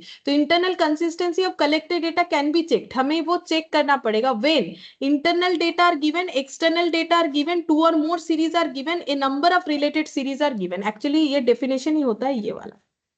देखो रिलेटेड सीरीज, देखो ना, डेट ऑफ बर्थ और एज ये दोनों क्या है, रिलेटेड है, रिलेटेड सीरीज ऑफ डेटा। ऐसा अगर बहुत सारा रिलेटेड सीरीज गिवन है, ये तो देखो सीधा डेफिनेशन लिखवाया हुआ था, लेकिन मैंने एक बार फिर समझा दिया। ये देखो इंटरनल कंसिस्टेंसी, ये देखो internal consistency check when two or more series of related data are given, check each other. अगर एक साथ दो तीन रिलेटेड डेटा दिया हुआ है तो हमें दोनों का कंसिस्टेंसी चेक कर लेना चाहिए, ठीक है। तो ये दिया हुआ, वो देखो पॉइंट नंबर 3 में ये चीज बताया हुआ है, तो इसका आंसर क्या हो जाएगा, डी, ठीक है।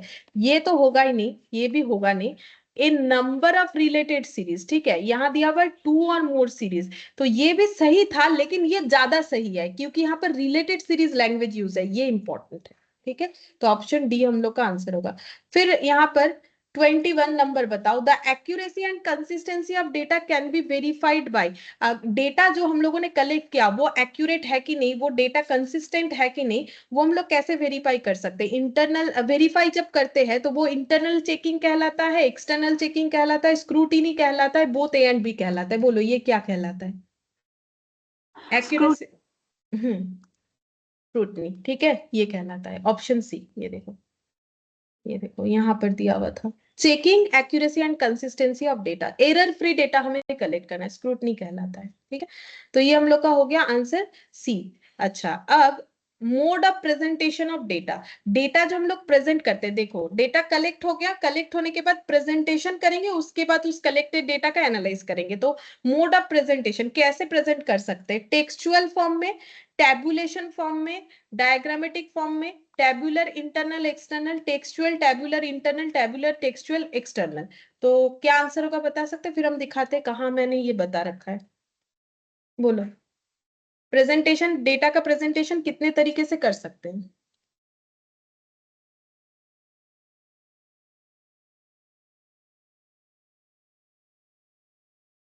भूल गए हो।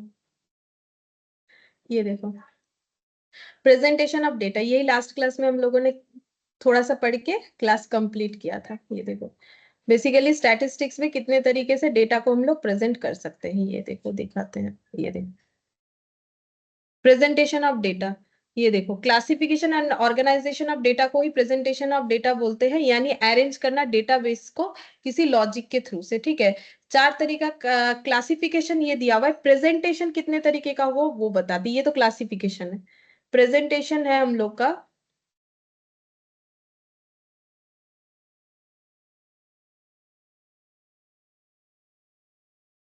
ये भी नहीं, ये देखो मोड ऑफ प्रेजेंटेशन, ये भी पढ़ाया था, सॉरी ये यहाँ पर है, मैंने वहां बता दिया, वो क्लासिफिकेशन था। मोड ऑफ प्रेजेंटेशन ये पूरा नहीं पढ़ाया था मैंने, ऑब्वियसली ये पूरा नहीं कंप्लीट किया था, आधा ही बताया था, इसलिए शायद नहीं बता पाए, ठीक है। देखो टेक्सचुअल फॉर्म में होता है, टेक्सचुअल फॉर्म का मतलब क्या होता है, टैबुलर फॉर्म में होता है, और एक बता देते हैं और एक क्या फॉर्म होता है। टेक्सचुअल, ये टैबुलर का डेटा दिया हुआ है, टैबुलर, और यहाँ पर डायग्रामेटिक, ठीक है, टेक्सचुअल टैबुलर डायग्रामेटिक। ये देखो हम यहाँ पर बताते हैं, टेक्सचुअल वाला मैंने कैसे बताया था, मतलब इसका आंसर हो जाएगा ऑप्शन ए, ठीक है, ऑप्शन ए हो जाएगा। इसके बाद हम लोग आज नया पढ़ेंगे, उसके बाद ही बाकी क्वेश्चन कर सकते हैं, ये आंसर होगा। अब टेक्सचुअल मतलब क्या था, टेबुलेशन मतलब क्या था, डायग्रामेटिक मतलब क्या था, हम यहीं पर दिखाते हैं। ये देखो जैसे, ये देखो यहाँ क्या दिया हुआ है, यहाँ मैट में ये दिया हुआ है introduction of statistics, the mode of development in the field of not, ये पूरा जो दिया हुआ है ना ये टेक्सचुअल डेटा, ये देखो ये जो भी लिखा हुआ है टेक्सचुअल डेटा है। टेक्सचुअल मतलब सेंटेंस या पैराग्राफ यूज करके जो डेटा लिखा हुआ रहता है उसको हम लोग बोलते हैं टेक्सचुअल डेटा। तो हम लोगों ने जो डेटा कलेक्ट किया अब उसको अगर हम लोग टेक्स्ट फॉर्म में लिख रहे हैं तो उसे हम लोग बोलते हैं टेक्सचुअल डेटा। ठीक है, इसके अलावा और क्या हो सकता है, टैब्यूलेशन। अब टैब्यूलेशन क्या होता है, मतलब टेबल फॉर्मेट में डेटा। तो तुम लोग न्यूज़पेपर वगैरह अगर पढ़ते हो तो देखोगे न्यूज़पेपर में जो भी पैराग्राफ करके लिखा हुआ है वो टेक्सचुअल प्रेजेंटेशन है। अच्छा, पैराग्राफ के अलावा ऐसा कोई टेबल बना हुआ है, ये देखो ऐसा रो कॉलम मिला के टेबल बना हुआ है, तो इसको बोलते हैं टैब्यूलेशन फॉर्मेशन ऑफ डेटा। ठीक है, ये इस तरीके से भी हम लोग डेटा को प्रेजेंट कर सकते हैं। और एक डेटा का प्रेजेंटेशन क्या होता है, डायग्रामेटिक। डायग्राम बहुत तरीके का होता है, आज पढ़ेंगे। ये देखो लाइन डायग्राम है, ठीक है, ये बार डायग्राम है, ये एक तरीके का डायग्राम है। ठीक है, सारे डायग्राम देखेंगे हम लोग। ये डायग्राम एक है, ये डायग्राम है, पाई चार्ट है। ठीक है, ये इसको हम लोग बोलते हैं डायग्राम। ठीक है, तो डेटा को हम लोग तीन तरीके से प्रेजेंट कर सकते हैं, या तो टेक्सचुअल फॉर्म में, या तो टेबल फॉर्मेट में, या फिर हम लोग उसे डायग्रामेटिक फॉर्म में जो है प्रेजेंट कर सकते हैं। ठीक है, तो यहाँ तक हम लोग का लास्ट क्लास में जो भी पढ़ा था 22 तक हम लोग एमसीक्यू कर सकते हैं।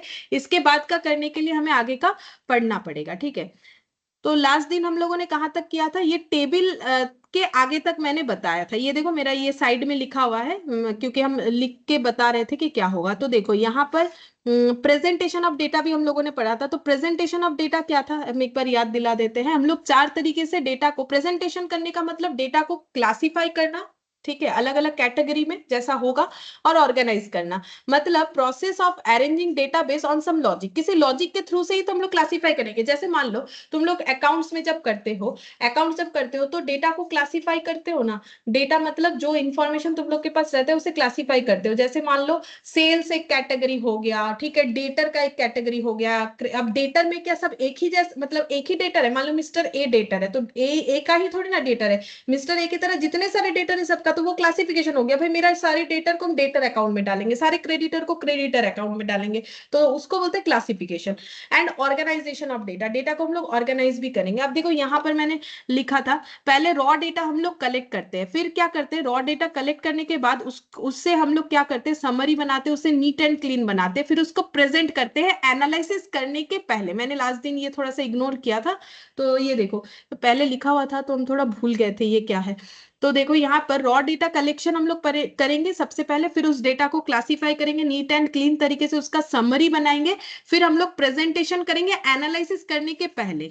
ये प्रोसेस होने के बाद हम लोग क्या करेंगे, फिर डेटा का एनालिसिस करेंगे। मतलब पहले क्या करना है, रॉ डेटा कलेक्ट करना है, फिर उसको क्लासिफाई करना है नीट एंड क्लीन तरीके से, फिर उसका समरी बनाना है, फिर प्रेजेंटेशन करना है। ये होता है प्रेजेंटेशन बिफोर एनालिसिस। फिर एनालिसिस करेंगे उस नीट एंड क्लीन डेटा को, ठीक है, समरी किया गया नीट एंड क्लीन डेटा को एनालिसिस करेंगे, फिर कंक्लूजन में पहुंचेंगे, फिर एक बार प्रेजेंट करेंगे, तो उसे बोलते हैं प्रेजेंट आफ्टर एनालिसिस। तो एनालिसिस दो बार होता है, बिफोर जो है सॉरी, ये प्रेजेंटेशन दो बार होता है, before analysis after analysis. Presentation दो बार होता है, बिफोर एनालिसिस आफ्टर एनालिसिस। ठीक है, पहले एनालिसिस करने के पहले एक प्रेजेंटेशन हम लोग बनाते हैं, फिर एनालिसिस करने के बाद उसका दूसरा प्रेजेंटेशन भी बनाते हैं। अच्छा, अब देखो चार तरीके का क्लासिफिकेशन होता है, मैंने बोला था। जैसे मैंने तुम लोग को जर्नल एंट्री का एग्जाम्पल दिया था, ठीक है, जर्नल एंट्री कैसे बनाते हो, डेट वाइज बनाते हो। ठीक है, तो डेट वाइज अगर हम लोग चलते हैं तो क्रोनोलॉजिकल क्लासिफिकेशन बोलते हैं। अगर टाइम वाइज चलते हैं, ठीक है, तो उसे हम लोग बोलते हैं टेम्पोरल। ठीक है, टेम्पोरल या टाइम सीरीज डेटा। जैसे प्रॉफिट, किसी कंपनी का ईयर टू ईयर का प्रॉफिट का डेटा कलेक्ट किया, तो वो टेम्पोरल या टाइम सीरीज हो गया। जियोग्राफिकल एरिया, जैसे कोई कंपनी मान लो, जियोग्राफिकल हिसाब से क्लासिफिकेशन कैसे होगा, मान लो कोई कंपनी जो है अलग अलग स्टेट में काम करती है, वेस्ट बंगाल में करती है, उड़ीसा में करती है, मान लो राजस्थान में करती है, गुजरात में करती है। ठीक है, तो ये हो गया जियोग्राफिकल डेटा का क्लासिफिकेशन। उसके बाद हम लोगों ने क्वांटिटेटिव और क्वालिटेटिव पढ़ा था, तो वो तो मैंने तुम लोग को आज भी बहुत बार बताया। क्वांटिटेटिव मतलब जिसको हम लोग काउंट कर सकते हैं, इसको कार्डिनल डेटा भी बोला जाता है। क्वालिटेटिव मतलब जो क्या होता है, डेटा का कैरेक्टरिस्टिक्स होता है, जिसको हम लोगों को किस में ट्रांसफर करना पड़ेगा, स्टैटिस्टिक्स, क्योंकि डील कर सकता है सिर्फ क्वांटिटेटिव डेटा के साथ, तो फिर क्वांटिटी में उसे ट्रांसफर करना पड़ेगा, उसको ऑर्डिनल डेटा बोलते हैं। तो यहाँ पर याद रखने वाला चीज है कार्डिनल और ऑर्डिनल, ठीक है। अगर कार्डिनल ऑर्डिनल याद नहीं रख पाओगे तो फिर ये एग्जाम में पूछता है, ठीक है। सिर्फ क्वालिटेटिव और क्वांटिटेटिव याद रखने से नहीं होगा, ये भी याद रखना है कि क्वांटिटेटिव का मतलब कार्डिनल और क्वालिटेटिव का मतलब ऑर्डिनल, ठीक है। अच्छा, अब नेक्स्ट देखो यहाँ पर मोड ऑफ प्रेजेंटेशन टेक्सचुअल, अभी बताया टेक्सचुअल डेटा का मतलब टेक्स्ट फॉर्म में, पैरा सेंटेंस फॉर्म में, या मैंने एक एग्जांपल दे रखा है कि height of height of ABC is 160 centimetre, 165, 175 ऐसे दे रखा है। और टेबुलर या टेबुलेशन का मतलब अगर हम लोग डेटा को रो कॉलम के फॉर्म में डिस्क्राइब करते हैं, ठीक है। ये देखो जैसे मैंने ए बी सी तीनों का नाम लिख दिया, हाइट यहाँ पर लिख दिया, तो ये जो प्रेजेंटेशन है ना, ये अंडरस्टैंडिंग पर्पस के लिए काफी अच्छा है, क्योंकि सेंटेंस पढ़ के समझने में टाइम लगता है, लेकिन इस तरीके का टेबल फॉर्मेट में रहा तो हमारे लिए समझने में काफी आसान होता है। तो ये यूजफुल, कंपैरिजन में भी यूजफुल है कि भाई किसका हाइट ज्यादा है, सबसे ज्यादा, या फिर किसका सबसे कम है। और बोल रहा है कॉम्प्लिकेटेड डेटा, उसको भी हम लोग इजीली प्रेजेंट कर पाएंगे, मतलब whole year sale of a company, example complicated data, जैसे एक कोई भी ऑर्गेनाइजेशन चाहे बड़ा हो छोटा हो, डेली का उसका सेल होता है। अब डेली के सेल को अगर मतलब हम लोग चाहते हैं कि पूरे 365 डेज का जो सेल है उसको हम लोग रिकॉर्ड करेंगे। अब उसको अगर टेक्सचुअल फॉर्मेट में करने गए तो जब पढ़ोगे तब तो फिर मतलब बहुत ही बोरिंग लगेगा और समझने भी नहीं आएगा। लेकिन वो 365 डेज का पूरा डेटा को अगर हम लोग टेबल फॉर्मेट में लिखेंगे तो हमें जिस दिन का चाहिए उस दिन का हम लोग इजीली पिक कर सकते हैं। तो वही बोला है कॉम्प्लिकेटेड डेटा का मतलब ये, मतलब बहुत छोटा छोटा डेटा भी हम लोग अगर टेबल फॉर्मेट में अरेंज करते हैं तो हम लोग उसको इजीली समझ सकते हैं, ठीक है। अच्छा, फिर नेक्स्ट देखो यहाँ पर आके हम लोग का नया स्टार्ट करना है। इसके पहले जो भी मैंने बताया वो लास्ट क्लास में हम लोगों ने ऑलरेडी किया हुआ है, ठीक है। अच्छा, अब देखो टेबल और एक चीज के लिए भी बहुत ज्यादा जरूरी है, बोल रहा है डायग्राम प्रेजेंट करने के लिए। तो तुम लोग अगर कभी प्रोजेक्ट वगैरह बनाए हो तो देखना कि ऐसे मान लो एक टेबल दिया हुआ है, ठीक है, ऐसे टेबल बना हुआ है, उससे डेटा कलेक्ट करके अगर एक एक्सेल सीट में डालोगे, ठीक है, तो वहां पर देखना कि अलग अलग डायग्राम बन जाएगा, ठीक है। तो वहां पर जो मतलब प्रोग्रामिंग वगैरह बना हुआ है उसमें अगर उस डेटा को पुट करोगे तो ऑटोमेटिकली वो डायग्राम बनता है, पाई चार्ट भी बन जाएगा, जो जो चाहोगे, ठीक है। बार डायग्राम भी बनेगा। तो अगर किसी को इसका नॉलेज है तो तुम लोग देख सकते हो कि डायरेक्टली बन जाता है। तो टेबल बिना डायग्राम नहीं बनेगा और कोई एनालिसिस डायग्राम बिना पॉसिबल नहीं होता है। अब आ गया इंपॉर्टेंट टर्म्स ऑफ टेबल, ये काफी इंपॉर्टेंट है, यहां से काफी सारा क्वेश्चन पूछ लेता है कि टेबल का क्या क्या इंपॉर्टेंट टर्म है। देखो टेबल का क्या क्या इंपॉर्टेंट टर्म है। देखो टेबल जो है मैंने तो यहाँ पर जो है अपने हिसाब से एक लिख रखा है, ठीक है। ये यहाँ पर भी तुम लोग को दिखेगा, ये देखो मैट में भी तुम लोग को टेबल दिख जाएगा, ये सेम वाला ही मैंने ड्रॉ किया है। तुम लोग चाहो तो यहाँ से भी समझ सकते हो, अगर मेरा वाला टेबल तो मैंने खुद से लिखा है, ड्रॉ किया है, तो वो टेबल से ज्यादा ये टेबल अच्छा दिख रहा होगा, ठीक है। बाकी मेरा वाला भी उतना कुछ खराब तो है नहीं। ये देखो टेबल, ठीक है। अब टेबल जो है, टेबल फॉर्मेट में हमें सीखना है कि टेबल के अलग अलग पोजीशंस को क्या बोला जाता है, ठीक है। तो ये लेकिन याद रखो कि बहुत इंपॉर्टेंट है, इससे क्वेश्चन आता है, अगर आया तो इससे क्वेश्चन आएगा। जैसे देखो अगर यहां से यहां देखोगे टेबल का ये पोर्शन, देखो ये जो पोर्शन है, ये जो मैंने रेड कलर से कवर किया, ठीक है, ये जो पोर्शन है मतलब ये क्या है। अगर टेबल में देखो, अगर ऐसा कोई टेबल बना हुआ है लाइक 1 2 3, ठीक है, ये जो टेबल बना हुआ है तो ऐसे करके जो दिख रहा है इसे हम लोग बोलते हैं रो, ठीक है। रो, ROW, रो, ठीक है।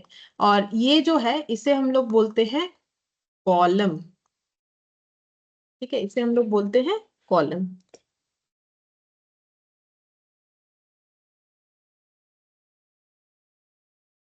इसको रो बोलते हैं और इसे हम लोग बोलते हैं कॉलम, ठीक है। अच्छा, अब देखो यहाँ पर स्टैटिस्टिक्स में टेबल को कैसे कैसे नामों से डिफाइन किया गया है। ये जो मैंने कवर किया ना, ये देखो member of trade union, non member, ये क्या है, ये कोई फैक्ट्री का डेटा दिया हुआ है। Trade union, non member, total male female, total male female, total मतलब कितने मेंबर्स वगैरह है। तो ये जो हम लोगों ने किया है ना कवर, इस एरिया को बोलते हैं कैप्शन, ठीक है, इस एरिया को बोलते हैं कैप्शन, ठीक है, इसको कैप्शन बोलते हैं। अब देखो मैंने डेफिनेशन लिखवाया, हम पढ़ा के बता देते हैं। देखो ये मेरा यहाँ पर भी किया हुआ है, लेकिन अगर यहाँ पर तुम लोग को समझने में दिक्कत हो तो ये सेम चीज हम वहां से दिखा देते हैं। कैप्शन का मतलब क्या हुआ है, अपर part of table which contain column and सब कॉलम, ठीक है।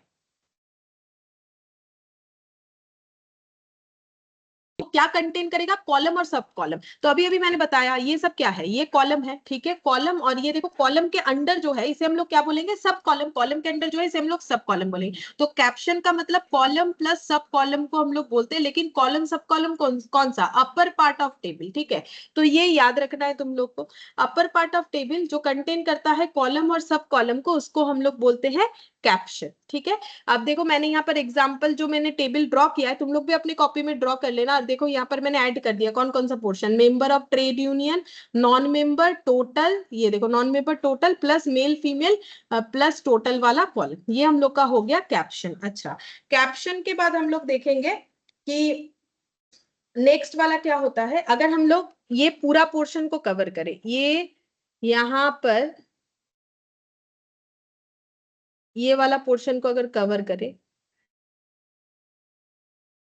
यहाँ ना और एक कॉलम नहीं दिया, चलो कोई बात नहीं, अगर ये वाला पोर्शन को कवर करें, मैंने वहां पर शायद दिया हुआ होगा, ये वाला पोर्शन, मतलब ये दोनों भी इंक्लूड हो गया, इसको हम लोग बोलते हैं बॉक्स हेड, ठीक है, बॉक्स हेड, इसको हम लोग बोलेंगे बॉक्स हेड, मतलब पूरा जो है अपर पार्ट, ठीक है, इसको हम लोग बोलेंगे बॉक्स हेड। तो बॉक्स हेड का मतलब entire upper part of A table, entire upper part of A table which contain column सब कॉलम, मतलब जो कैप्शन को कंटेन करेगा, और यूनिट ऑफ मेजरमेंट, ठीक है।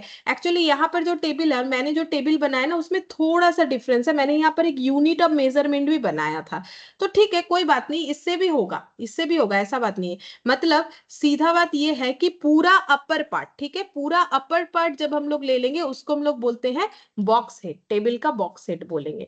अच्छा, अब अगर हम लोग ये वाला पोर्शन कवर करते हैं, ये ऐसे करके, ये वाला पोर्शन, ठीक है, ये इधर ऐसे, ये स्टेटस ईयर 2009 2010, इसको हम लोग बोलते हैं स्टब, ठीक है, इसको हम लोग क्या बोलते हैं, स्टब बोलते हैं। स्टब का मतलब क्या हो जाएगा, स्टब का मतलब देखो क्या लिखा हुआ है, left part of the table, ये देखो क्या लिखा हुआ है, स्टब का मतलब ये देखो left part of table describing rows, ठीक है, टेबल का लेफ्ट वाला पार्ट जो रो को डिस्क्राइब कर रहा है, मतलब ये रो किस चीज का है, ये रो है ईयर का, ठीक है, ये किस चीज का है 2009, ठीक है 2010, तो ये हो गया, तो बोल रहा है कि left part of the table, उसको हम लोग स्टब बोलते हैं। और बाकी देखो बॉडी होता है, बॉडी मतलब क्या, ये जो इंफॉर्मेशन लिखे हुए हैं ना, ये देखो ये देखो, ये जो डेटा लिखा हुआ है, ठीक है, ये जो येलो कलर से कर दिया, इसको हम लोग क्या बोलते हैं, बॉडी, ठीक है, इसको टेबल का बॉडी बोला जाता है। तो क्या क्या सीखा हम लोगों ने, जो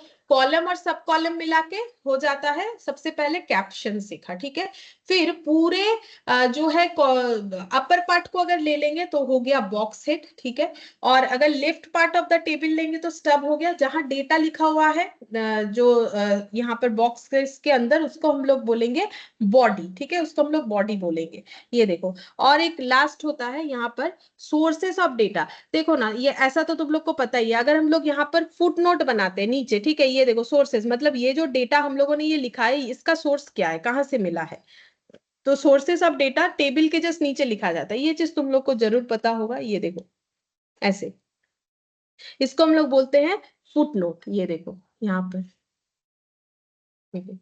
यहाँ पर मैंने जो टेबल बनाया ना, इसमें लिखा है, ये देखो सोर्सेस ऑफ डेटा कहाँ से आए, तो वो कहाँ लिखते हैं, फुट नोट में लिखते हैं, तो सोर्सेस ऑफ डेटा कहाँ आएगा, फुट नोट में आएगा।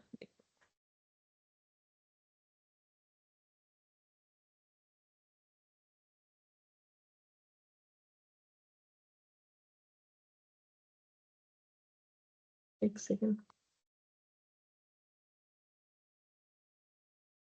ये देखो sources of data, foot note of table, table के फुट नोट में रहेगा। तो टेबल का क्या क्या पार्ट्स हमें याद रखना है, कैप्शन, बॉक्स सेट, स्टब और बॉडी और सोर्सेस ऑफ डेटा, ठीक है।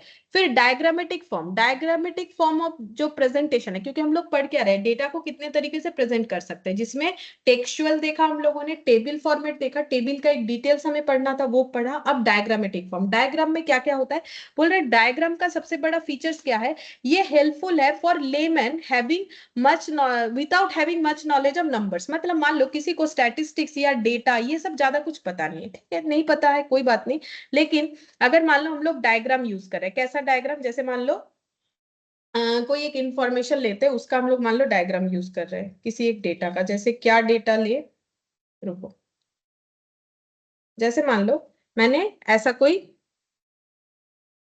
एक कंपनी का मैंने बार डायग्राम बनाया इस तरीके से,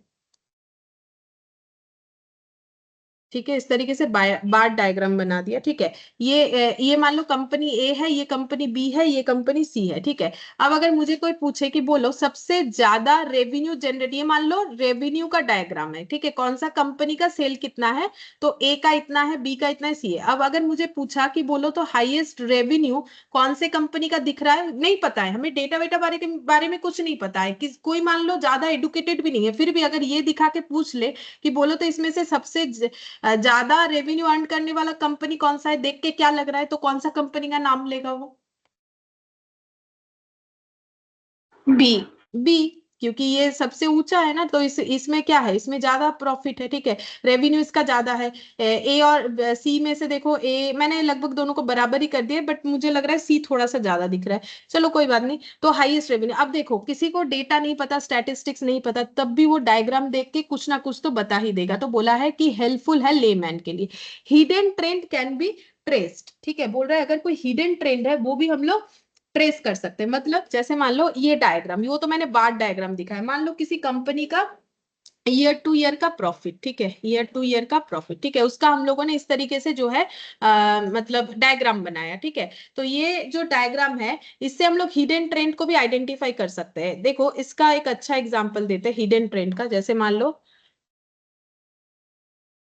एसबीआई का शेयर, ठीक है, देखो एसबीआई कोई भी ले सकते हैं हम, थोड़ा सा शेयर के बारे में बता रहे हैं, ये देखो, ये देखो, ये देखो, ये देखो हिडन ट्रेंड, मतलब यहाँ पर दिख रहा है कितना छोटा छोटा छोटा छोटा छोटा छोटा चेंजेस हुआ है, तो ये डायग्राम है तो ही। अब इस ट्रेंड को अगर हम लोग लिखेंगे तो वो तो पॉसिबल है, लेकिन वो समझने में टाइम लगेगा, तो डायग्राम का बेनिफिट बता रहे। हिडन ट्रेंड, छोटा छोटा हिडन ट्रेंड, मतलब कितना कब छोटा मोटा कम हुआ बड़ा हुआ, देखो ये पूरा पता चल रहा है कि थोड़ा ये ज्यादा कम हो गया था, फिर ऐसे बढ़ा, फिर ऐसे बढ़ा, इस तरीके से, फिर ऐसे यहाँ पर सबसे ज्यादा था। तो जो ट्रेंड है किसी भी चीज का, किसी भी डेटा का, मैंने तो यहाँ पर शेयर मार्केट का एक शेयर का दिखा दिया, कोई भी तरीके का चीजों का जो हिडन ट्रेंड है वो अगर हमें ट्रेस करना है तो हमें डायग्राम फॉलो करना चाहिए। लेकिन table is more accurate then diagram, ठीक है, टेबल जो है वो डायग्राम से ज्यादा एक्यूरेट है। क्यों है? क्योंकि कभी कभी ना डायग्राम ड्रॉ करने के लिए हम लोग स्मूथ कर्व बना देते हैं, स्मूथ कर्व का मतलब बहुत छोटा छोटा पॉइंट वाला डेटा है, तो उससे जो है ड्रॉ करने में दिक्कत हो रहा है, तो हम लोग क्या करते हैं, थोड़ा छोटा मोटा चीजों को इग्नोर करते हुए एक स्मूथ कर्व बना देते हैं, ठीक है, कि ऐसे करके बना दिया, मतलब फ्रैक्शन फ्रैक्शन चेंजों को इग्नोर कर देते। बट अगर हम लोग टेबल में लिखेंगे तो वो इग्नोर करना जरूरी नहीं है, जैसे 12.01 फिर 12.0001, इस तरीके की चीजों को हम लोग जो है जब ड्रॉ करते हैं तो थोड़ा बहुत इग्नोर करके स्मूथ कर्व बना देते हैं। बट अगर हम लोग टेबल में उसे नोट डाउन करेंगे तो सारा चीजों को आसानी से नोट डाउन कर सकते हैं, इसीलिए table is more accurate then diagram, ठीक है। तो ये सब पॉइंट याद रखना है, इसी में एमसीक्यू होगा, table is more accurate then diagram. अब डायग्राम कितने तरीके का होता है? लाइन डायग्राम होता है जिसको हिस्टोग्राम भी बोलते हैं, बार चार्ट होता है, पाई चार्ट होता है, ठीक है। अब देखो यहां पर लाइन डायग्राम कैसा होता है,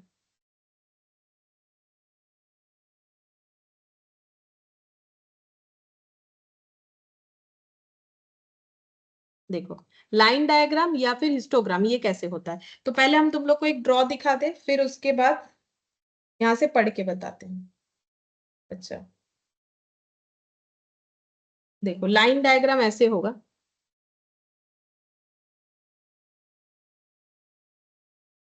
ठीक है। मान लो यहाँ पर कोई डेटा है, जैसे कि मान लो ईयर, और यहाँ पर मैंने लिख दिया प्रॉफिट, ठीक है, प्रॉफिट लाख में, ठीक है। अच्छा, जैसे मान लो 2009, 2010, 2011, 2012, अब मान लो 10 लाख, 20 लाख, 25 लाख और 35 लाख, ठीक है। अब इसको अगर हमें प्लॉट करना है, ठीक है, तो हम लोग कैसे प्लॉट कर सकते हैं, मान यहाँ पर ईयर लिखेंगे 2009, 2010, 2011, 2012, ठीक है। और ये मान लो जीरो से चल रहा है, 0, 5, ठीक है, 5 5 बढ़ा देते हैं, 10, 15, 20, 25, ठीक है, 30, 35 और 40, ठीक है, इस तरीके से हो गया। अब 10 लाख है, 2009 में 10 लाख है, मतलब यहाँ पर ये हो जाएगा 2010 में कितना है 20 लाख, मतलब ये वाला यहाँ पर आ जाएगा 2011 में।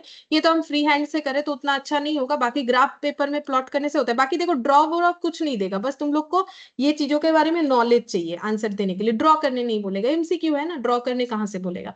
फिर 35, मतलब ये लगभग यहाँ हो गया, ठीक है। तो ये ऐसे बन रहा है, ऐसे ऐसे ऐसे बन रहा है, ठीक है। तो ये हम लोग का क्या बन गया, इसको हम लोग बोलते हैं लाइन डायग्राम, ठीक है। अब इसको हम लोग क्या करेंगे, इसको हम लोग ऐसे ऐड ऑन भी कर सकते हैं। ये मतलब ये पॉइंट्स कैसे आया वो हम बता रहे हैं, ठीक है। ये ऐसे, ठीक है, और ये 35 वाला, ठीक है। तो ये हम लोग का क्या बन गया, लाइन डायग्राम। अब लाइन डायग्राम के बारे में क्या लिखा हुआ है देखो, बोल रहा है plotting points in a graph and join to make a line. हम लोग को क्या करना पड़ेगा, ग्राफ पेपर में पॉइंट्स को प्लॉट करना पड़ेगा। ये देखो, ये फर्स्ट स्टेप मैंने वही किया, पॉइंट को प्लॉट किया, फिर मुझे क्या करना पड़ेगा, फिर ज्वाइन करके लाइन बनाना पड़ेगा। ये देखो, ये ज्वाइन करके ये वाला लाइन बन गया, ये वाला। फिर बोल रहा है use generally for time series, बोल रहा है what variable Y is plotted against T. बोल रहा है नॉर्मली टाइम सीरीज एनालिसिस के लिए, जैसे ये देखो टाइम है ना, 2009 से लेके 12 का प्रॉफिट का एनालिसिस, मतलब टाइम बेसिस पे जो एनालिसिस होता है उसके लिए लाइन डायग्राम बेस्ड होता है। और यहाँ पर प्लॉटिंग कैसे करना है, बोल रहा है वाई, तो एक्सिस में ये देखो, ग्राफ पेपर में ये वाई एक्सिस होता है, ये एक्स एक्सिस होता है, ये तो नॉर्मल सा बात है, ठीक है। तो यहाँ पर ये जो बोल रहा है कि कहाँ पर क्या प्लॉट होगा, बोल रहा है वाई वेरिएबल को हमें कैसे प्लॉट करना है, टी के अगेंस्ट में। तो देखो टाइम के अगेंस्ट में ही तो हम लोगों ने किसको प्लॉट किया, प्रॉफिट को प्लॉट किया। टाइम को टी से डिनोट करोगे, प्रॉफिट को वाई से डिनोट करोगे, यही चीज बोला है। For wide fluctuation log chart or ratio chart is use, log y is plotted against t. अब ये बताते हैं ये क्या चीज है। अगर हमारा डेटा में वाइट फ्लक्चुएशन है, मतलब वाइट फ्लक्चुएशन है, मतलब ये कहां पर बताएं, नेक्स्ट पेज में, चलो यहाँ किया हुआ है, चलो हम बताते, देखो हम फिर से एक बार करके बताएंगे, बाकी मेरा यहाँ पर किया हुआ है। देखो अगर हमारे डेटा में ना वाइट फ्लक्चुएशन है, यानी कि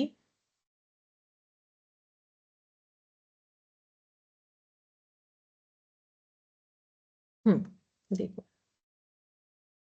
ये देखो, हम लोग का मान लो ईयर, ठीक है, 2012, 2013, 2014 एंड 2015, ठीक है। और प्रॉफिट देखो ऐसा है, प्रॉफिट इन लाख में है, ठीक है, इन लाख, ठीक है, प्रॉफिट इन लाख में है, 10 लाख, 100 लाख, 1000 लाख और 10,000 लाख। अब प्रॉब्लम क्या है, अगर इससे ग्राफ बनाना चाहोगे, प्रॉब्लम ये हो जाएगा, अब यहाँ पर टाइम तो प्लॉट कर दिए, वो कोई इश्यूज नहीं है, 2012 लिख दिया, 2013 लिख दिया, 2014 लिख दिया, 2015 लिख दिया, टाइम तो इजीली प्लॉट हो जाएगा, इसमें कोई दिक्कत नहीं है।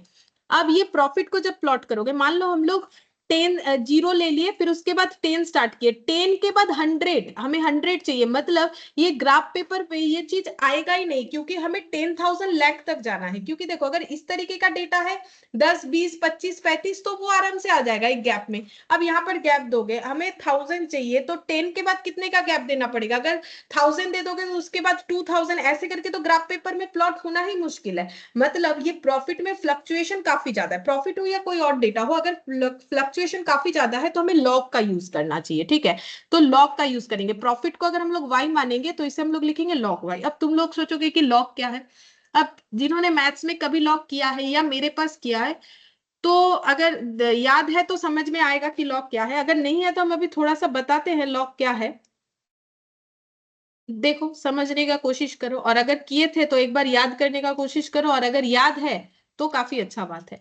तो लॉग एक मैथमेटिकल प्रोसेस है, ठीक है, जिसमें हम लोग क्या करते हैं ना, देखो लॉग में हम लोग क्या करते हैं, जैसे मान लो 2 का पावर 2014, ठीक है। अब ये कैलकुलेटर में भी ना पॉसिबल नहीं है इसका आंसर लाना, तो इस तरीके के चीजों को सॉल्व करने के लिए लॉग का यूज किया है। या फिर मान लो 2 टू दी पावर यहाँ पर मैंने दे दिया 114, ठीक है। अब इसका आंसर कैलकुलेटर से आना पॉसिबल नहीं होता है, मतलब हम कॉमर्शियल कैलकुलेटर का बात कर रहे हैं, ठीक है। तो कैलकुलेटर में आना पॉसिबल नहीं होता है, इसके लिए क्या यूज किया जाता है, लॉग का यूज किया जाता है, ठीक है।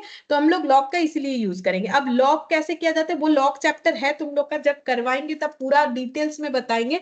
फिलहाल देखो यहाँ पर हम लोग लॉग ऐसे लिखेंगे, 10 को लॉग 10, ठीक है, लॉग 100 को लॉग 100 को लॉग 100, इसको लॉग 1000, इसको लिखेंगे लॉग 10,000, ठीक है। अब इसको कैसे चेंज कर सकते हैं, देखो log 10, इसको log 10 ही लिखो, ठीक है। log 100 को क्या लिखोगे, log 10 टू दी पावर 2, इसको क्या लिखोगे, log 10 टू दी पावर 3, इसको क्या लिखोगे, log 10 टू दी पावर 4, ठीक है। अच्छा, अब नेक्स्ट हम लोग क्या कर सकते हैं, यहाँ जगह नहीं है तो हम यहाँ पर नीचे करते हैं, ठीक है। अब log 10, अब ये चीज थोड़ा सा एक बार, जैसे कल फैक्टोरियल पढ़ रहे थे ना कि फैक्टोरियल 0 जो है वो 1 होता है, वैसे ये रट लो कि log 10 1 होता है। ये वैल्यू है, ठीक है, ये वैल्यू है, log 10 जो है 1 होता है। जैसे कभी पाई का वैल्यू भी रटे होगे, पाई 22/7 होता है, ठीक है। तो वैसे ही log 10 1 होता है। तो ये देखो log 10 1 हो गया। अच्छा, अब ये log 10 टू दी पावर 2, इसको हम लोग क्या लिख सकते हैं, ये देखो log 10 टू दी पावर 2 को हम लोग ये लिख सकते हैं 2 log 10। अब ये क्यों लिख सकते हैं, log जो है एक फॉर्मूला बेस्ड चैप्टर है, ठीक है।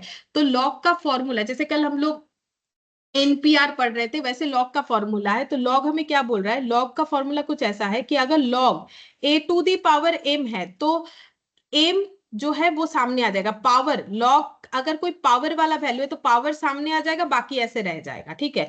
तो वैसे ही log 10 टू दी पावर 2 को क्या लिखोगे, 2 log 10। log 10 to the power 3 को क्या लिखोगे, log, फिर अब मुझे ये बताओ, अगर मेरा ये फॉर्मूला देख के कंपेयर करोगे तो log 10 टू दी पावर 3 को क्या लिखोगे, बोलो। अगर log 10 to the power 2 2 log 10 होता है, log 10 टू दी पावर 3 को क्या लिखोगे, 3 log 10। 3 log 10, ठीक है, ऐसे लिखोगे। अच्छा, log 10 टू दी पावर 4 को क्या लिखोगे फिर,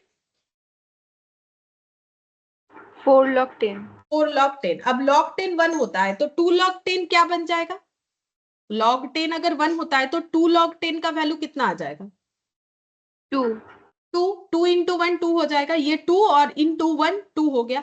तो 3 log 10 कितना आ जाएगा, 3 3, 4 log 10 कितना आ जाएगा, 4, ठीक है। तो वैल्यू को लॉग में ट्रांसफर करने से क्या हुआ, स्मॉल हो गया, ठीक है। अब ये जो 10 लाख है उसको हम लोग 1 से रिप्रेजेंट करेंगे, 100 लाख को 2 से रिप्रेजेंट करेंगे, 1000 को 3 से रिप्रेजेंट करेंगे और 10,000 को 4 से रिप्रेजेंट करेंगे। और उसके बाद हम लोग क्या करेंगे, डेटा को प्लॉट करके जो है हम लोग जो है डायग्राम बना सकते हैं। मान लो ऐसे करके प्लॉट हो गया और हम लोग डायग्राम बना सकते हैं, ठीक है। तो अगर डेटा का वाइड फ्लक्चुएशन, आप पॉइंट पढ़ो, देखो ड्रॉ करना मैंडेटरी नहीं है, ड्रॉ से हम समझाने का कोशिश कर रहे हैं क्योंकि ड्रॉ कहीं कोई नहीं पूछेगा। बोल रहा है कि अगर डेटा का वाइड फ्लक्चुएशन है तो हम लोग लॉग चार्ट का यूज करते हैं, इसका दूसरा नाम भी है रेशियो चार्ट, ठीक है। और लॉग वाई को प्लॉट करेंगे टाइम के अगेंस्ट में, मतलब वाई जो है वो टाइम के अगेंस्ट में प्लॉट होगा। तो ये मैंने समझाया कैसे करके लॉग चार्ट या रेशियो चार्ट होता है। नाम याद रखना है, रेशियो चार्ट भी होता है, मतलब लॉग तो याद रह जाएगा क्योंकि लॉग का यूज हो रहा है, बट रेशियो भूल सकते हो, तो एमसीक्यू में देखना ये सारा चीज पूछेगा। फिर बोल रहा है for 2 or more series of same unit multiple line chart use. तो हम लोग मल्टीपल लाइन चार्ट भी बना सकते हैं। वो कैसे होता है, जैसे देखो यहीं से दिखाते हैं मल्टीपल लाइन चार्ट क्या होता है। जैसे देखो मैंने एक सेल्स का डेटा लिया है 10 15 25, ईयर 1 ईयर 2 ईयर 3। मैंने एक प्रॉफिट का भी डेटा लिया है 5 7 और 20। ये क्या हो गया, ये प्रॉफिट का डेटा हो गया। चलो यहाँ पर करके दिखाते हैं, जगह होगा तो, हाँ चलो यहाँ पर करके दिखाते हैं। देखो ये देखो यहाँ पर ये सेल्स का डेटा है, तो ये देखो सेल्स का data year 1 year 2 year 3, year 1 year 2 और ईयर 3 का, ठीक है। अब हम यहाँ पर डेटा ऐसे ले रहे हैं 10, उसके बाद गैप देके 15, उसके बाद गैप देके 20, उसके बाद गैप देके 25, ठीक है, 10 15 25। अच्छा, अब हम लोगों को यहाँ पर सेल्स बोला है 10 15 और 25, 10 15 और 25। तो ईयर 1 में 10, ईयर 2 में बोल रहा है 15 मतलब ये वाला, और ईयर 3 में बोल रहा है 25 मतलब ये वाला। तो ये सेल्स वाला ऐसे हो गया। और उसके साथ साथ मान लो हमारे पास प्रॉफिट वाला डेटा भी है, ठीक है। पहले ये दो कॉलम, ठीक है, प्रॉफिट वाला भी 5 7 20। तो ये सेल्स वाला हो गया, प्रॉफिट वाला है 5, तो 5 तो नीचे की तरफ आ जाएगा, मतलब ये कुछ ईयर 1 मतलब 5 जो है काफी नीचे की तरफ आ जाएगा, ऐसे हो जाएगा। 5 के बाद 7, 7 भी ये थोड़ा सा 10 के नीचे आएगा। और उसके बाद है 20, 20 मतलब यहाँ पर आ जाएगा, मतलब ये वाला जो है लाइन ऐसे होगा, ठीक है। तो ये हम ऐसे स्मूथ कर्व बना रहे, ठीक है, उतना एक्यूरेट नहीं बना रहे, इसी को बोलते हैं स्मूथ कर्व, ठीक है। एक्यूरेट उतना नहीं बन रहा है मेरे से। तो ये हो गया सेल्स और ये हो गया प्रॉफिट, ठीक है। तो ये क्या हो गया, एक ही ग्राफ में, ठीक है, एक ही एक्सिस में एक से ज्यादा जो है डायग्राम है, लाइन डायग्राम। ये देखो मैंने क्या लिखा था, 2 or more series of same unit. तो प्रॉफिट भी रुपीज में होता है, सेल्स भी रुपीज में होता है। तो 2 या उससे ज्यादा अगर सेम यूनिट का डेटा है तो multiple line chart is use, ठीक है, तब मल्टीपल लाइन चार्ट यूज होगा। ये देखो मल्टीपल चार्ट यूज हो गया, ठीक है। और एक चीज होता है मल्टीपल एक्सेस चार्ट। ये क्या होता है, जब 2 or more series of distinct unit is used. मतलब देखो सेल्स और प्रॉफिट के साथ नंबर ऑफ इंप्लॉइज का भी हमारे पास डेटा है और उसको हम लोग सेम जगह पे प्लॉट करना चाहते हैं। तो सेल्स प्रॉफिट दोनों रुपीज में होता है, बट नंबर ऑफ इंप्लॉइज जो है वो तो नंबर में होता है, वो तो रुपीज में नहीं होता है। उसको भी अगर इसी ग्राफ में हम लोग दिखाना चाहते हैं तो कैसे दिखा सकते हैं, ये देखो, इसको थोड़ा सा बढ़ा लें, ये देखो ऐसे दिखा सकते हैं। यहां से हम लोगों ने ऐसे करके दिखाना है, ठीक है, यहां से हमें लेना है। तो यहां पर मान लो जैसे यहां लिखा है तो यहां पर भी सेम जो है गैप लेते हैं, 10, 15, 20 और 25। नंबर ऑफ एम्प्लॉइज 15, ईयर 1 में 15, 15 मतलब ये हो जाएगा, 15 मतलब ये वाला वैल्यू हो जाएगा ईयर 1, ठीक है, ये वाला वैल्यू हो जाएगा। फिर 15 के बाद 23, 25, 23 मतलब ये दोनों के बीच का, ठीक है, ये हो गया 23। और 25, 25 मतलब ये ईयर 3 का यहाँ पर, तो ये वाला ऐसे लाइन बन गया, ठीक है। तो ये किस चीज का बन गया, नंबर ऑफ एम्प्लॉय का, ठीक है। तो अब प्लॉट कैसे कर रहे हैं, इधर और इधर के रेस्पेक्ट में, ठीक है। तो अगर हम लोगों का यूनिट एक ही जैसा है और अगर हम लोग एक ग्राफ में 2 से ज्यादा लाइन बनाते हैं तो उसे बोलते हैं मल्टीपल लाइन चार्ट, ठीक है। और मल्टीपल एक्सेस चार्ट, क्योंकि 2 एक्सेस आ गया, इधर भी एक एक्स एक्सिस है, इधर भी एक एक्स एक्सिस है। ये कब करते हैं, जब हमारे पास जो है यूनिट अलग अलग हो जाता है, ठीक है, रुपीस के साथ नंबर ऑफ इंप्लॉइज आ गया तो हम लोग क्या यूज करते हैं, मल्टीपल एक्सेस चार्ट बोलते हैं, ठीक है। Axis, x axis, y axis, वही multiple axes chart. I hope कि समझ में आया होगा जो हम बोलना चाह रहे हैं, ठीक है। क्योंकि ये जो है समझने वाला ही बात है, ये एग्जाम में हम लोग को इस तरीके से ही पूछेगा, रेशियो चार्ट, एक्सिस चार्ट, ठीक है। अच्छा अब इसके बाद नेक्स्ट देखते हैं। अच्छा ये लास्ट था या फिर इसके बाद ग्राफ, पाई चार्ट कहाँ चला गया, रुको।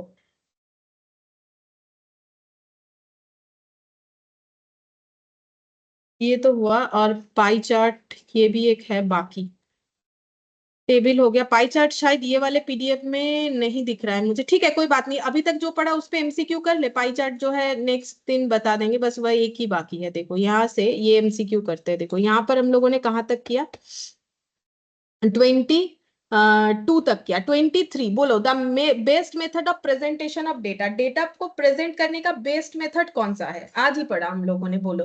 Textual, tabular, diagrammatic, B and C, best method बोला है, ठीक है। तो जो लैंग्वेज है, जो लैंग्वेज बताना चाह रहे हैं उस पर ध्यान देके बोलो, बेस्ट मेथड कौन सा है,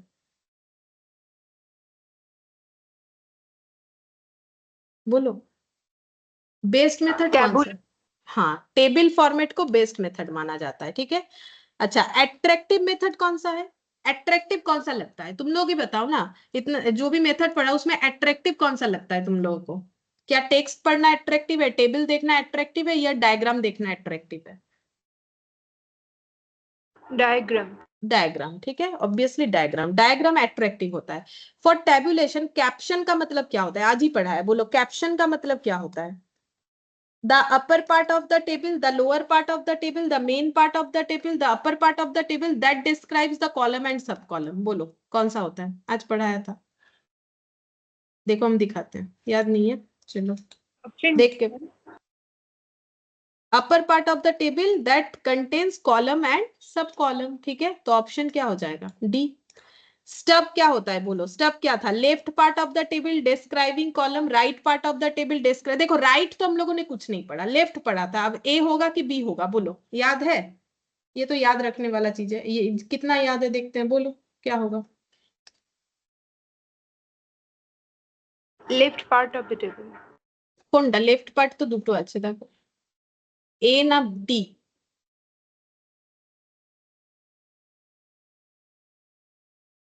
देखो क्या लिखा हुआ है, left part of the table describing row, तो कौन सा आंसर होगा, ऑप्शन डी, ठीक है। 26 का ऑप्शन डी हो जाएगा। अच्छा 27, the entire upper part of the table is known as, बोलो एंटायर अपर पार्ट को क्या बोलते हैं, देखो अभी अभी हम लोगों ने आंसर दिया कैप्शन का। कैप्शन का मतलब अपर पार्ट ऑफ द टेबल होता है बट एंटायर वाला नहीं होता है, तो कैप्शन तो नहीं होगा। ठीक है, देख के हम लोग बता सकते हैं एटलीस्ट। स्टब, स्टब तो लेफ्ट पार्ट होता है, एंटायर पार्ट तो नहीं है। बॉडी मतलब जहां पर डेटा लिखा जाता है, तो entire upper part of the table को हम लोग क्या बोलते हैं? Box head. ठीक है, entire upper part of the table जो है उसको हम लोग बोलेंगे box head, entire upper part of the table. ठीक है, ये याद रखना है लेकिन इंपॉर्टेंट है। तो ये हम लोग का हो गया option c. Unit of measurement in tabulation is shown in, बोल रहा है यूनिट ऑफ मेजरमेंट को हम लोग टेबल में कहाँ दिखाते हैं? तो यूनिट ऑफ मेजरमेंट मैंने अपने इस ड्रॉ में कर रखा है, मैंने जैसे बोला भी तुम लोग को। ये देखो यूनिट, ये देखो यूनिट का यहाँ कॉलम है ना। यूनिट ऑफ मेजरमेंट किसमें कवर होता है वो तुम लोग को बताना है। तो यूनिट ऑफ मेजरमेंट जो है वो हम लोग का कवर हो जाएगा बॉक्स हेड में। ठीक है, यूनिट ऑफ मेजरमेंट जो है वो बॉक्स हेड में कवर होगा, क्योंकि बॉक्स हेड का मतलब एंटायर अपर पार्ट। जब एंटायर अपर पार्ट लोगे तो यूनिट वाला भी आ जाएगा, तो इसका आंसर होगा बॉक्स हेड। ठीक है, अच्छा अब नेक्स्ट देखते हैं 29। In tabulation source of data if any is shown in the, ये तो आसान है, बोलो। टैबुलेशन मतलब टेबल फॉर्मेट जब यूज करते हैं, सोर्स ऑफ डेटा को कहाँ लिखते हैं? जहां लिखते हैं उसका नाम क्या है? Footnote, body, stub, caption. बोलो, ये तो नॉर्मली भी तुम लोग यूज करते हैं। Footnote. Foot note. ठीक है, फुट नोट में हम लोग सोर्सेस को लिखते हैं ना कि यहाँ से मिला है। तुम लोग कभी न्यूज़पेपर पढ़ते हो तो देखना, कोई टेबल बनाया हुआ है, उसके नीचे सोर्स जरूर लिखा हुआ रहेगा कि ये डेटा कहाँ से लिया गया है।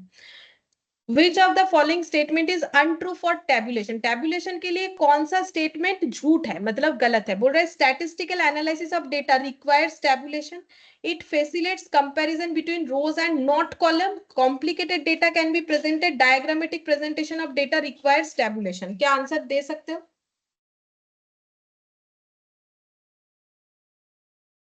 B, ma'am.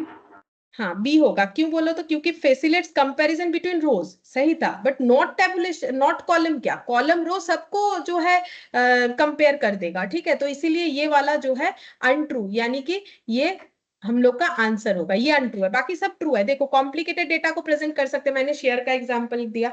और देखो डायग्रामेटिक प्रेजेंटेशन के लिए टेबल का जरूरत है, मैंने बोला ना एक्सेल सीट वगैरह में डायग्राम डेटा डालोगे टेबुलेशन फॉर्मेट में, तो वो जो है पाई चार्ट, बार डायग्राम जैसा मांगोगे वो बना के देता है। Statistical analysis of data requires tabulation, और हमें अगर एनालिसिस करना है अपने डेटा का तो टेबुलेशन यानी टेबल फॉर्मेट का जरूरत होता है। ठीक है, फिर देखो hidden trend if any in the data can B noticed in, अगर हिडन ट्रेंड हमें फाइंड आउट करना है तो कैसे कर सकते हैं? टेक्सचुअल फॉर्मेट, टेबुलेशन या डायग्रामेटिक? आज ही बोला ट्रेंड देखना है, बोलो।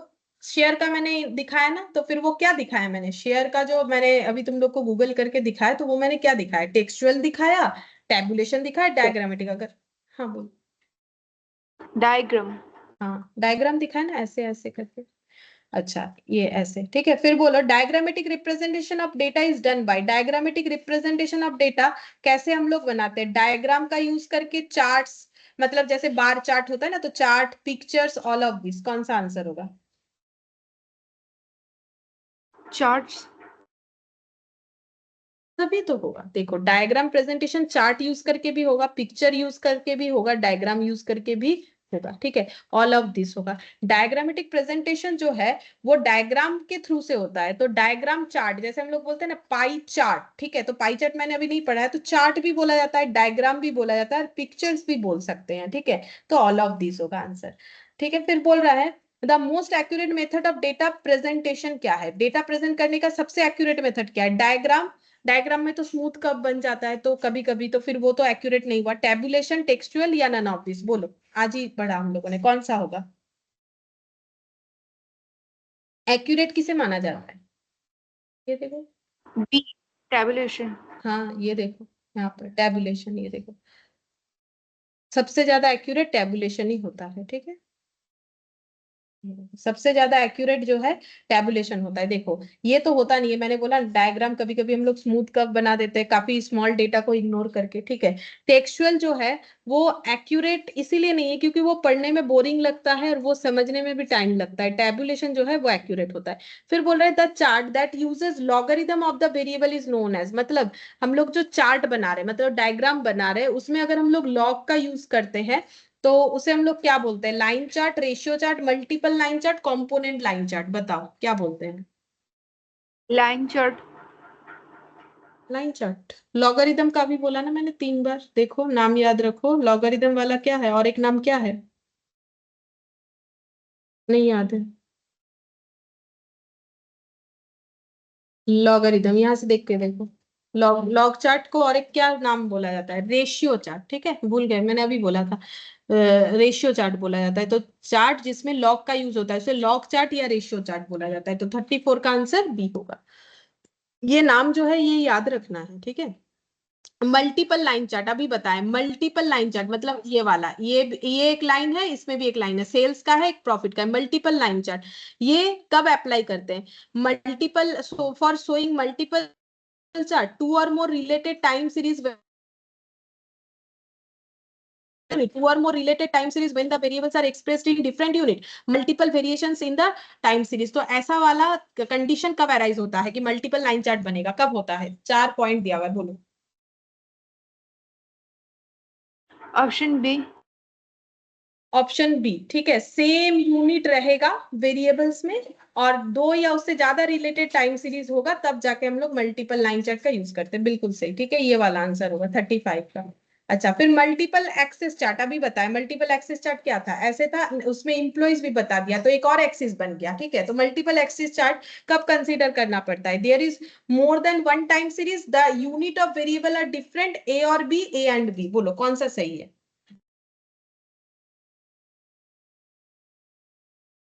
ए एंड बी। हाँ, a and b. More than one time series तो होगा ही होगा, साथ ही साथ उसमें क्या होगा, वेरिएबल्स जो है वो डिफरेंट यूनिट का होगा। जैसे हम लोगों ने देखा था सेल्स प्रॉफिट के साथ नंबर ऑफ एम्प्लॉइज, ठीक है। तो ए और बी दोनों ही होगा, ए एंड बी होगा, ठीक है। ए एंड बी और ए और बी में फर्क क्या है पता है? ए और बी मतलब आइदर ए और बी, मतलब ए हुआ तो भी चलेगा, बी हुआ तो भी चलेगा, लेकिन नहीं, यहाँ पर ये दोनों चीज होता है तभी जाके मल्टीपल एक्सिस चार्ट बनेगा। मतलब मोर देन वन टाइम सीरीज तो होगा, अगर मोर देन वन नहीं है तो मल्टीपल एक्सिस बनेगा कहां से? और उसके साथ साथ अलग अलग यूनिट वाला भी होना चाहिए, तभी ना जाके हम लोग मल्टीपल एक्सिस चार्ट करेंगे। तो ए एंड बी दोनों कंडीशन फुलफिल होगा तभी जाके मल्टीपल एक्सिस चार्ट हमें कंसिडर करना पड़ता है। इसीलिए सही आंसर डी है, ठीक है। ए और बी मत लिख दो, अगर ए और बी लिख दोगे तो वो गलत हो जाएगा, ठीक है। तो 36 का आंसर हम लोग का हो गया डी, ऑप्शन डी। अच्छा, अब हॉरिजॉन्टल बार डायग्राम है, वर्टिकल बार डायग्राम है, ठीक है। तो ये बता देते हैं।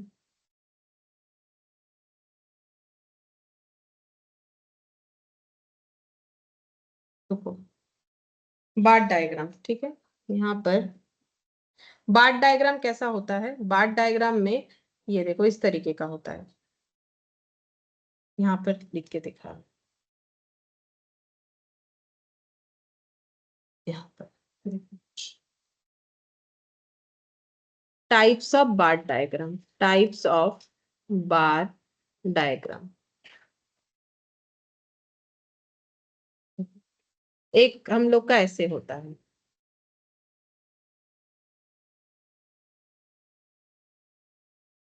ठीक? इसको बोलते हैं वर्टिकल।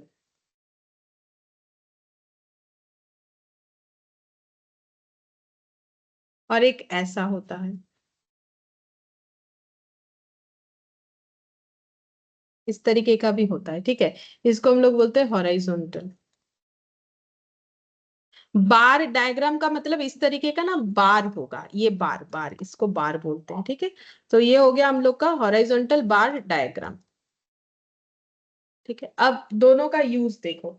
अगर हमारे पास डेटा टाइम रिलेटेड है, ठीक है, तो अगर हमारे पास टाइम रिलेटेड डेटा है, जैसे कि मान लो ये 2020, 2021 और 2022 का डेटा है, क्या किस चीज का है? कोई भी चीज मान लो, सेल्स का है, प्रॉफिट का है, या फिर कुछ भी मान लो, ठीक है। तो ये अगर टाइम रिलेटेड डेटा रहता है तो वर्टिकल डायग्राम को जो है ज्यादा बेस्ट माना गया है एनालिसिस करने के लिए।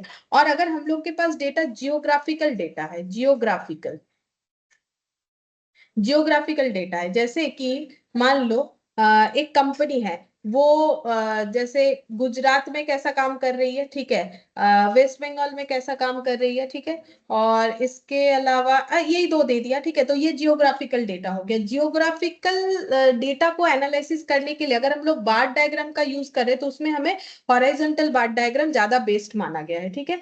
तो ये जो टाइम है, अब ये देखो टाइम जो है, टाइम के हिसाब से जो हम लोग बार डायग्राम बना रहे हैं तो वो क्या हो गया, कार्डिनल, कार्डिनल डेटा या फिर क्वांटिटेटिव, है ना, क्वांटिटेटिव। लेकिन जब हम लोग स्टेट वाइज कुछ बता रहे तो वो क्या हो जाएगा, ऑर्डिनल या फिर क्वालिटेटिव, क्योंकि स्टेट तो क्वालिटी हो गया, क्वालिटेटिव, ठीक है। क्वालिटेटिव डेटा हो गया कि भाई इसमें कितना सेल है, इसमें कितना सेल है। तो हम लोग किस हिसाब से बता रहे हैं, हम लोग लोकेशन या जियोग्राफिकल वे में बता रहे हैं, ठीक है। तो जैसे मैंने स्टेट बोला है, स्टेट वाइज हो सकता है कि स्टेट में अलग अलग लोकेशन वाइज हो सकता है, तो वो क्वालिटेटिव डेटा हो गया। और जब हम लोग टाइम के हिसाब से वर्टिकल बार डायग्राम का यूज कर रहे हैं तो फिर वो हम लोग का कार्डिनल या क्वांटिटेटिव डेटा के हिसाब से वो चलेगा, ठीक है।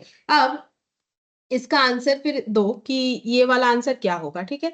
जैसे कि बोला है horizontal bar diagram is used for, horizontal bar diagram किस चीज के लिए यूज होता है, qualitative data, data varying over time, data varying over space, a or c, ठीक है। ठीक से बताओ कौन सा होगा। यहाँ पर देख लो एक बार, हॉरिजॉन्टल वाला कौन सा है, ये वाला, और वर्टिकल वाला ये वाला, बोलो क्या आंसर होगा।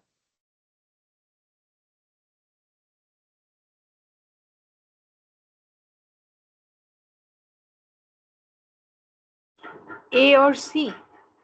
ए और सी यानी कि ऑप्शन डी, ठीक है, सही बात है। देखो हॉरिजॉन्टल बार डायग्राम जो है वो स्टेट वाइज, मतलब हम लोगों ने क्या देखा, जियोग्राफिकल मतलब क्वालिटेटिव डेटा को बताता है, ये भी सही है। और यहाँ पर डेटा वेरिंग ओवर टाइम ये तो नहीं होगा, वो तो हम लोग का वर्टिकल वाला होता है। Data varying over space, space मतलब वही जो है हम लोग का जियोग्राफिकली। तो इसका मतलब ए और सी दोनों ही सही है, आइदर ए और सी। अगर क्वालिटेटिव डेटा हुआ तो भी चलेगा, अगर space data varying over space हुआ तो भी होगा। हॉरिजॉन्टल बार डायग्राम हम लोग यूज कर सकते हैं। अब vertical bar diagram, vertical bar diagram is applied when the data are qualitative, data are quantitative, when data varying over time. कौन सा सही आंसर होगा, बोलो। बी और सी। बी और सी, ठीक है। तो ये ना आंसर डी होगा, लेकिन ये गलत दिया हुआ है। शायद तुम लोग के पास जो मतलब स्टडी मैट हो उसमें शायद सही दिया हुआ, क्योंकि हो सकता है ये मेरा पुराना वाला है, मैंने पीडीएफ ध्यान नहीं दिया। अगर ये करेक्ट कर दिया गया है तब तो ठीक है। ये आंसर बी और सी होगा, ठीक है। ये मिस प्रिंट है, ये ए नहीं होना चाहिए। तो बी और सी होगा, the data are quantitative when the data varying over time, ठीक है, ये वाला होगा। अच्छा, इसके बाद हम लोग का है डिवाइडेड बार चार्ट, और ये कुछ पाई डायग्राम वगैरह, उसके बाद फ्रीक्वेंसी डिस्ट्रीब्यूशन आ जाएगा। ठीक है, एक काम करते हैं, वो वाला ना एक्चुअली नहीं करवा पा रहे, इसीलिए यहाँ पर मैंने इसको लिया नहीं है। ये जो मेरा ये जो नोट लिया ना, ये यहाँ तक ही कंप्लीट है, मैंने ध्यान नहीं दिया। ठीक है, कोई बात नहीं, मैंने एमसीक्यू कर लिया, हमारा टाइम वेस्ट तो नहीं हुआ, हम लोगों ने पढ़ लिया है। इसके बाद हमारा ना 2-3 पॉइंट बाकी है। एक तो हम लोग पढ़ेंगे बार चार्ट का, मल्टीपल बार चार्ट और डिवाइड बार चार्ट क्या होता है, बस ये दो चीज, और पाई डायग्राम। ये 3 चीज पढ़ के 3 क्वेश्चन करने के बाद हम लोग नेक्स्ट क्लास में फ्रीक्वेंसी डिस्ट्रीब्यूशन जो है वो स्टार्ट करेंगे। ठीक है, ये फ्रीक्वेंसी डिस्ट्रीब्यूशन और उससे रिलेटेड जो भी हमारे यहाँ पर डेटा है। तो अभी फिलहाल ना हम ये जो नोट्स है वो देते जाएंगे। ये जो देख रहे हो जैम बोर्ड वाला, ये तुम लोग को अपने पास कॉपी कर लेना, ठीक है। और हम समझाते भी जा रहे हैं, तुम लोग उसको भी अपने हिसाब से लिख सकते हो अगर कोई भी चीज तुम लोग को नोट डाउन करना है। ठीक है, फिर आज इतना ही कर रहे हैं, बाकी नेक्स्ट क्लास में करेंगे।